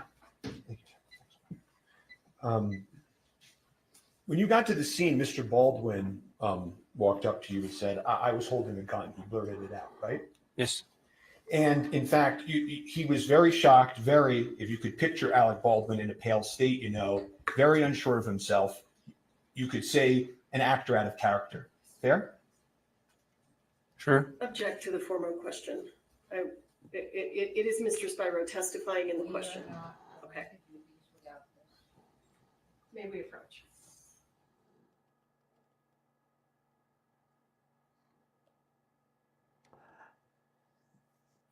So, guys, I've got the list of witnesses, and I will put that up somewhere. I'll put that in Discord, and then it'll be. My goal is to do the opening and closings and the firearm analysis in the middle. I didn't know I was going to get stuck on this one. This is my own fault, so I'm going to stay till they go to lunch because I've got to go because we got a big day tomorrow. Got to go get some cheesecake. Cheesecake. Mr. Baldwin, he looked very shocked. If you could picture Mr. Baldwin in a pale state, unsure of himself, you could say an actor out of character. Is that a fair description? Sure. And he said to you, I'm here, whatever you want to do, right? Yes. Here we go, He said to you sidebar. at one Here we point, go. where should I go? Right? Yes. And he also pointed out to you who the director was on scene who was hit in the shoulder, right? I believe so. Yes. Yes, Jens, he does seem awfully young to have male And he patterns. also asked you how she was doing, right? Meaning Miss Hutchins, right? Yes. I don't remember you being asked about that in direct, were you? And you mean masked by the state? Yeah. Oh, jeez. No, by Objection me relevance? through mental telepathy. Overruled. So I want to take a step back. The dispatch that came over to your radio, sir, before you got to the scene was a dispatch for an accidental shooting by a prop gun, correct? I believe that's what was told to me, yes. Okay. And you've testified to that previously, right? Yes. Okay. And the dispatch report, you know that you received that wording, accidental discharge, several times, right? I believe so. Okay. So I want to ask you, how come when you described it today in court, how come you didn't include the word accident when you testified before this jury? Oh, that guy's good, man. I'm That's not good. one to say if it was an accident or not. Just there to initially respond to it. And then You gotta come get some. detectives determine whether or not it was an accident. Well, sure, but every other time you've been asked about this, you've said it was an accident. And now today at the trial of Alec Baldwin, when you're talking to this jury, you left that word out. Isn't that true? Oh man, he's throwing it back Not at that intentionally, no. prosecutor. This is Did you lawyer meet with fighting the right now. prosecutors before you testified here today? There you go. He did. He just said, "Did you talk to the Just prosecutor?" briefly in the room outside for them to tell me who was in order of what witness. You've discussed your testimony previously with Ms. Morrissey, correct? Before today? Just in a pretrial interview, yes. We've talked about your lapel that was on. Oh, It's dude, true, right, this that guy's. lapel is I actually like this mandatory, defense attorney. Yes. Sorry, right? If And so you they guys came don't to get the to see. officers, passed along. I just to like- you had to wear your lapel, right? Yes. And the way it works is it That's awesome. secures all of these statements, and when you're done wearing it for the day, you go back to the station. He you is log gonna it in, cry. and He and then is. it She is exists, too, right? though. Essentially, yeah, but it's more complex than that. It uploads on How come itself. you didn't say he was innocent Oh, it today? self-uploads Have you and talked it to the maintains state? itself? Did Yes. they coach you into saying that? And you then talked a little bit about She never the security objected. of the The scene. state never And objected. All that you thought talked is about now crime being scene played around in takeaway, 12 minds right? back there. Yes. But as you just This told guy's jury, good. at the time, you don't know whether this is an accident or not, right? Yes. Yeah, It's not like a crime scene tape is some evidence of a crime, right? Whether it was an accident or a crime scene is still essential. Stop it. And you've been very candid that you made some mistakes at the scene, right? Yes. And that you've learned since then about some of these mistakes, right? Yes. You've said hindsight's 20/20, right? Yes. And you can Monday morning quarterback decisions, but you made them in the field, right? Yes. Okay. You didn't even make And it to you said Monday. that You're based on doing it your live. training and experience, you know that if witnesses are left to speak to each other, they can taint each other's memories, right? Yes.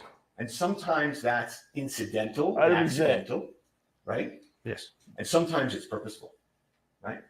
Depends on who's there, yes. Well, if you were with somebody and somebody was talking to you about the 911 call, right? And they kept saying to you over and over, it wasn't an accident, it wasn't an accident. And then you testify and you leave out the word accident. That could be an example of taint, couldn't it? Taint. Taint. You gotta use the word taint. And also non-witnesses can taint people's memories too. You agree with 2 that? times he said taint. I guess. Well, at one point in your testimony previously, you had said that there was a lawyer on the scene that was talking to some of the people that were on the scene. I believe so, yeah. Okay.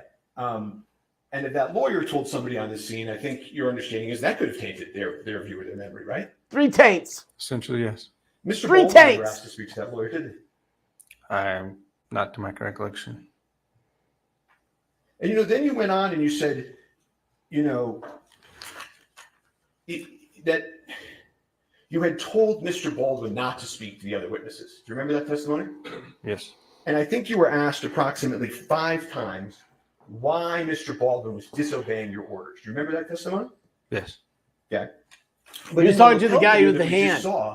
You're not going up to Mr. Baldwin or these witnesses, but get out of here. Get out of here. I'm an officer. You got to separate. You don't do that, right? Nope. Well, I want everybody to like me. I want Alec to like me. And also in that video, you can see a lot of these people are coming over to Mr. Baldwin, right? Yes. One of them comes over. It's not my fault. I'm not going to be here, Paula. I'm not going to be here. Have you ever seen that in all of your experience? Somebody commit a homicide and everybody and all the witnesses are on the scene, circling around the person, shaking his hand and talking to him about what happened. Have you ever seen that in your entire career? No. No, and I do this for a living. And then you went on to say, well, you didn't put him in the cruiser. You didn't put him in the cruiser. It was too far away. Because your cruiser was being used. Was it was a post that you gave? Was that? Did I understand that right? My patrol unit was being actively used as a post on the other side of the field. People were standing around it. When you say a post, you mean like it goes somewhere else and you put the tape around it? Is that? The side mirror was wrapped around with crime scene tape. Oh, you mean got a little tape on your car? There were also another dozen officers on the scene that day that had police cars if they wanted to put Mr. Baldwin in at any point, right? Oh. Yep. Okay. And I didn't do that. In fact, Mr. Baldwin later on drives himself to the precinct and goes and speaks to the police, right? You didn't arrest him? Didn't we just say that in chat here a little bit ago? Why didn't they arrest him? Well, he wasn't under arrest, right? Not to my knowledge, no. And so He said I'm the one who shot her. Detained. When Miss Morrissey asked 5 you, taints. was 5 taints. detaining Mr. Baldwin. Do you remember that question? Yes. Isn't it true that even today, years later, no police officer has ever arrested Mr. Baldwin or detained him in a police car? True? I don't know. He walked into the precincts later. He gave his statement for 2 hours. And he The walked police right out of there. department, the Santa Fe Police Department, has never arrested Mr. Baldwin. Not the Back Santa to Fe the Police former Department. question, asked and answered. No, it was not answered. It was not answered at all, lady. Settle One down. of the Go things back that to you look do up your as an casserole officer on the scene recipes is you because he observe had to say demeanor, right? specifically it was Santa Cruz. And you spent Gosh. 10 hours on the scene, I think. Sometimes brevity has to be You corrected. got to see the people of Rust that day live, right? Yes.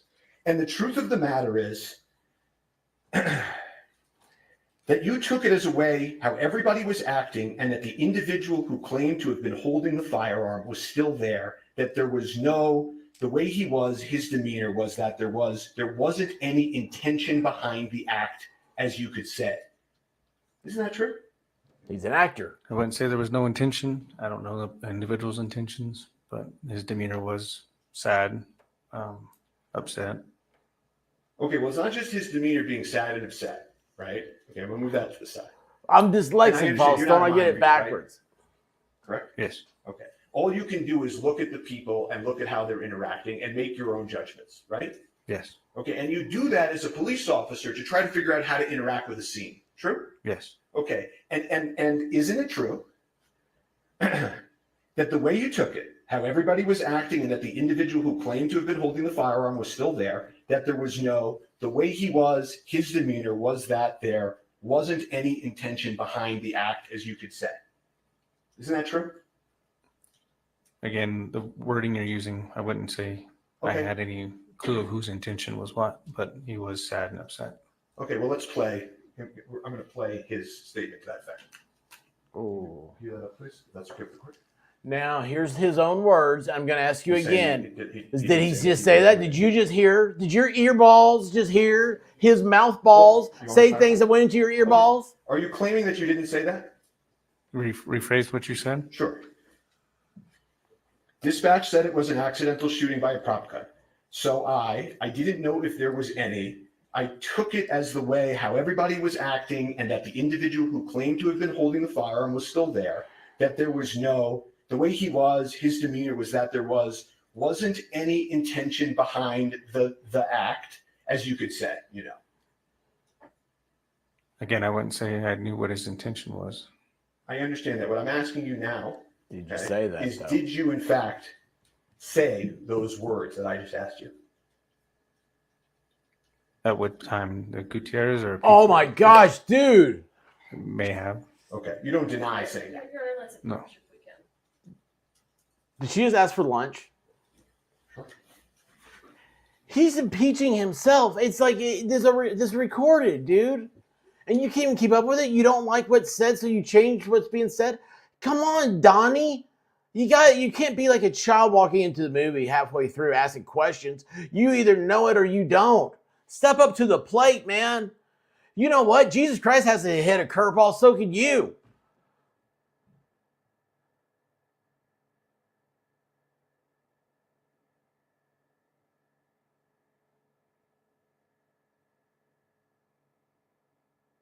He wasn't coached very good. No. I'm sorry, guys. I know. I people hate when I listen. I can't do it, man, because it's so like you got little meek boy up here like, no.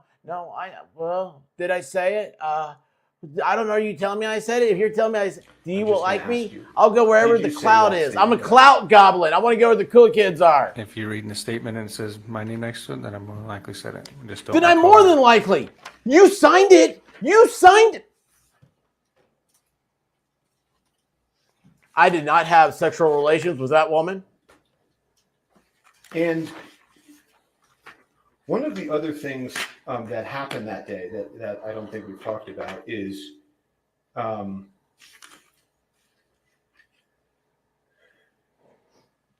you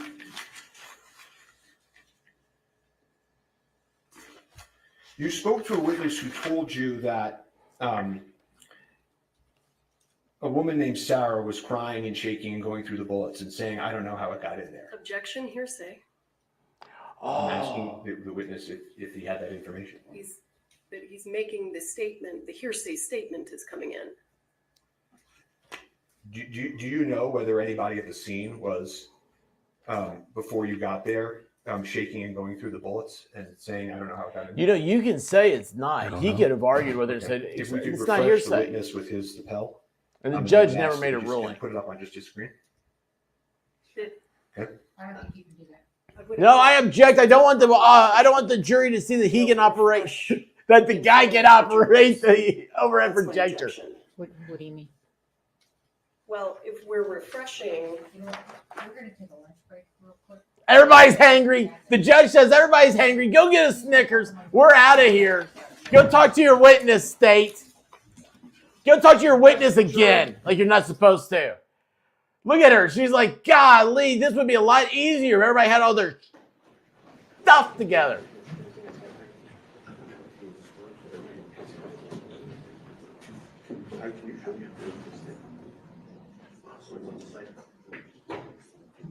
Look, she's sad panda. Why is she sad panda? Got her, what's going on? Excused, you can move over, and this thing is a battery and council approach. Oh, boy, you both come up here. She's going to say to the state, she's going to say, hey, I don't know if you know this or not, But the defense over here just made you look like ass junk on national TV. And this is my first time being on national TV. I don't like it. Know your stuff before you get up here. It's a well-oiled machine. Everybody does this every single time. The only thing that changes are the characters in the play and the facts. So what? What happened? What are we talking about? I don't know. I don't know what's happening.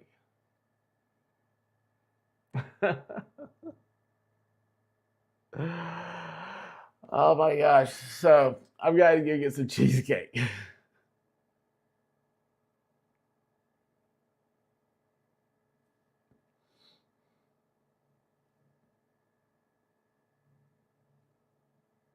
Oh my gosh. Guys, this is too much. This is too much. Yeah, I see why you guys hang out with Baker. He's much more reserved and professional about stuff. You guys remember, I don't know anything that's going on. I'm paying attention to this stuff. I'm Airhead's favorite YouTuber. Wait a second. I'm YouTube's favorite Airhead. I don't talk about this stuff. What flavor? Cheese. Linda, just cheese. New York cheese. Oh, bye-bye. They went off. Hey, you guys want me to just leave this on? I can go do my stuff. Just leave this on. So anyway, let's get up to speed here. What was I saying? What were we talking about? I never did my job. What's my job? What did I do wrong, Kitty Kate?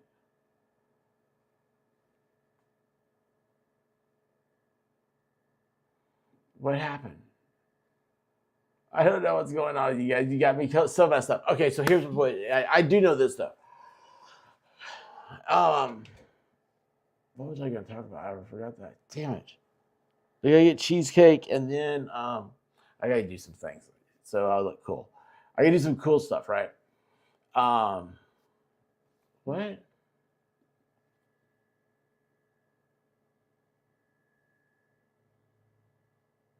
Oh, yeah, I didn't see this one. I didn't see this. Yeah, oh, how did I miss all these comments? The judge has ducked lips, and then Lady Law says the judge does the whole eye, two fingers thing. She's mad. Yeah, she absolutely is. Because here's the thing. This is the part, guys. This is what's so silly for me. September will be 3 years of YouTube, right?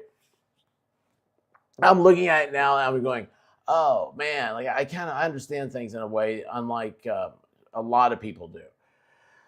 I see it for what it is. There's a lot of people that don't understand YouTube. I've finally gotten to the point where I will tell a few people that I do this, and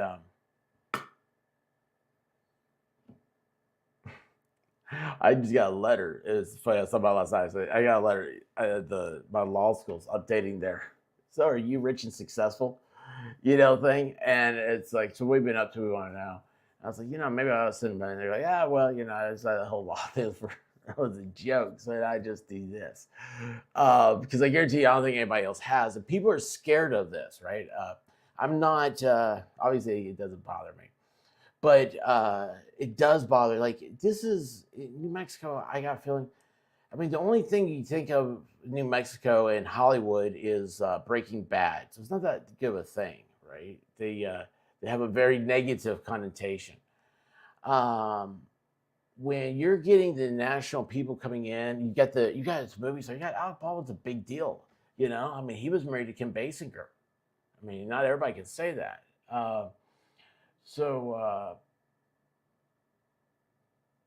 Your commentary is hilarious. Thanks for the last. Oh yeah, Melissa, you're absolutely watching trial fun. Well, I'll tell you what. So my goal is let me finish this. The first thought. Sorry. The judge is like she did this or the pouty. I don't know. She was fine with everything until she saw the little camera. I wish I had the little camera. We're gonna say this is the camera because you can get cameras anything. The little red light came on. When that red light came on, she went, oh.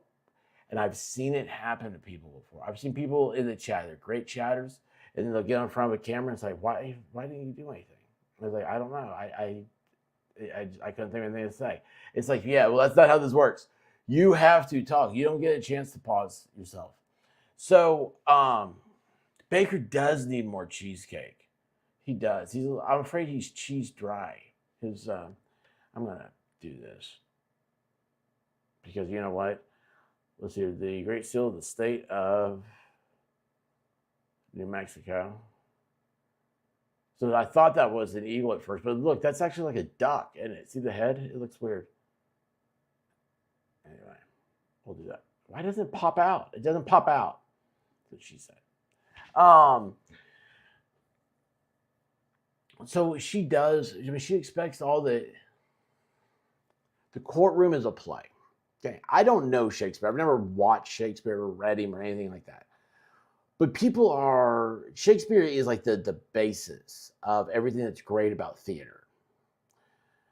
There's an ideal maybe, of what a court should be like.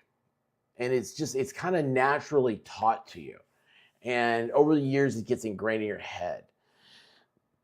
When you have a nuance or a monkey wrench like this, like Alec Baldwin. If this were anybody else, if this guy's name was Jose or Pedro, or he'd be gone. 2 days, done. But this has been drawn out. There's been all these questions, there's been all these news reports, all this stuff. It's big things happening, and there's something about the human nature that just you're like, oh my gosh, this is a big huge deal.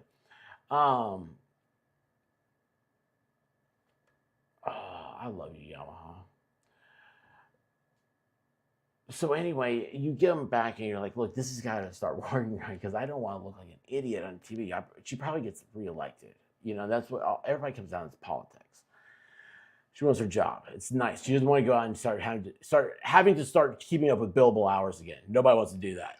That sucks. But anyway, there she is. But I like this defense guy. He's cool. He's like, you didn't one time say accident up here. Why is that? Anyway, guys, they're at lunch. They're going to be gone. I'm going to take off. I have to do 3D stuff. I'm not lucky enough. I'm not lucky enough to live in a communist country where I don't have to work and take care of people, and I just have other people take care of people, and then I can play around with American TV. Oh, that's gonna get Baker so bad. Oh, it's gonna get him so bad.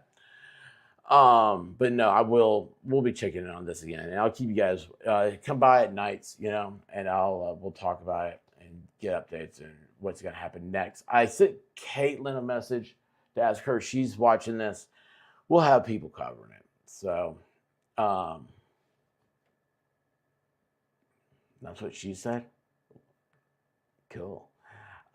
Anyway, listen, I love you guys. I'll be back. I think. I don't know. Valsdorm and Baker haven't been invited. So, that's scary. I don't know sure where it is, even to tell you the truth. I got a link sent to me. They can't kidnap me on the internet, can they? Maybe I should be careful when I go out in public today. I'm going to change my name to Yamaha Biker. If anybody says, hey, excuse me, extra bike. No, my name is Yamaha Biker. And I like ham. Anyway, guys, yeah. Hey, just on. I am leaving. I'll be back. You want me to just leave the stream going? I'm finally caught up and now you're done. Just my luck. I did not read L in that the first time. I thought you were talking about waffles again. Anyway, today's going to be boring. Love you guys. I'll be back. And all that other good stuff. But thanks for hanging out with us. The opening arguments were amazing. We saw everything that's going to happen in the next few days. And I will leave you guys. If you never see me again on this trial, because I'm itchy. No, I'm kidding. I have stuff I have to do. I'm just trying to be a goofball. But the thing to remember is, a child lost a mother, a husband lost a wife, and it was done violently, but it wasn't done by an act of violence. Like, this was not an intentional thing. It's not something you didn't go in that wake up that morning thinking, oh, hey, I'm gonna go knock her off. Unless she went and told him that they had an affair and she was pregnant. I'm kidding. But no, it's very bad. It's a horrible situation. And you can tell my gallows humor has gone up several notches because I forgot how bad I hated doing this stuff. One day it clicked on me about what's happening to everybody else around there. And then I was just like, yeah, I don't like this. I don't want to be part of it. And then I've been on a stream before. Somebody's just, it's the most heinous, horrendous stuff I've ever heard happen to a person. And the guy was convicted in the sentencing hearings where the family gets to speak. The person was on the stream like doing weird stuff for super chats. I'm like, it's not where I belong. No, I don't belong here at all. So anyway, guys, I'm much more of a sea monkey than a circus monkey. But until next time, remember, I'm the Unbreaded Baker. Free Steve Gosney. God bless you. And Jesus, it's a fire. I woke up to go get me a cold pop. And then I thought somebody was barbecuing. I said, oh, Lord Jesus, it's a fire. Then I ran out. I didn't grab no shoes or nothing, Jesus. I ran for my life. And then the smoke got her. I got bronchitis. Ain't nobody got time for that. Ain't nobody got time for that. Ain't nobody got time for that. Ain't nobody got time. Ain't nobody got time. Ain't nobody got time for that. Ain't nobody got time for that. Ain't nobody got time for that. Ain't nobody got time. Ain't nobody got time. Ain't nobody got time for that. Ain't nobody got time for that. Ain't nobody got time for that. Ain't nobody got time. Ain't nobody got time. Ain't nobody got time for that. Well, I woke up to go get me a cold pop. Then I thought somebody was barbecuing. I said, oh Lord Jesus, it's a fire. Then I ran out. I didn't grab no shoes or nothing, Jesus. I ran for my life. Ain't nobody got time for that. Ain't nobody got time for that. Ain't nobody got time. Ain't nobody got time. Ain't nobody got time for that. Ain't nobody got time for that. Ain't nobody got time for that.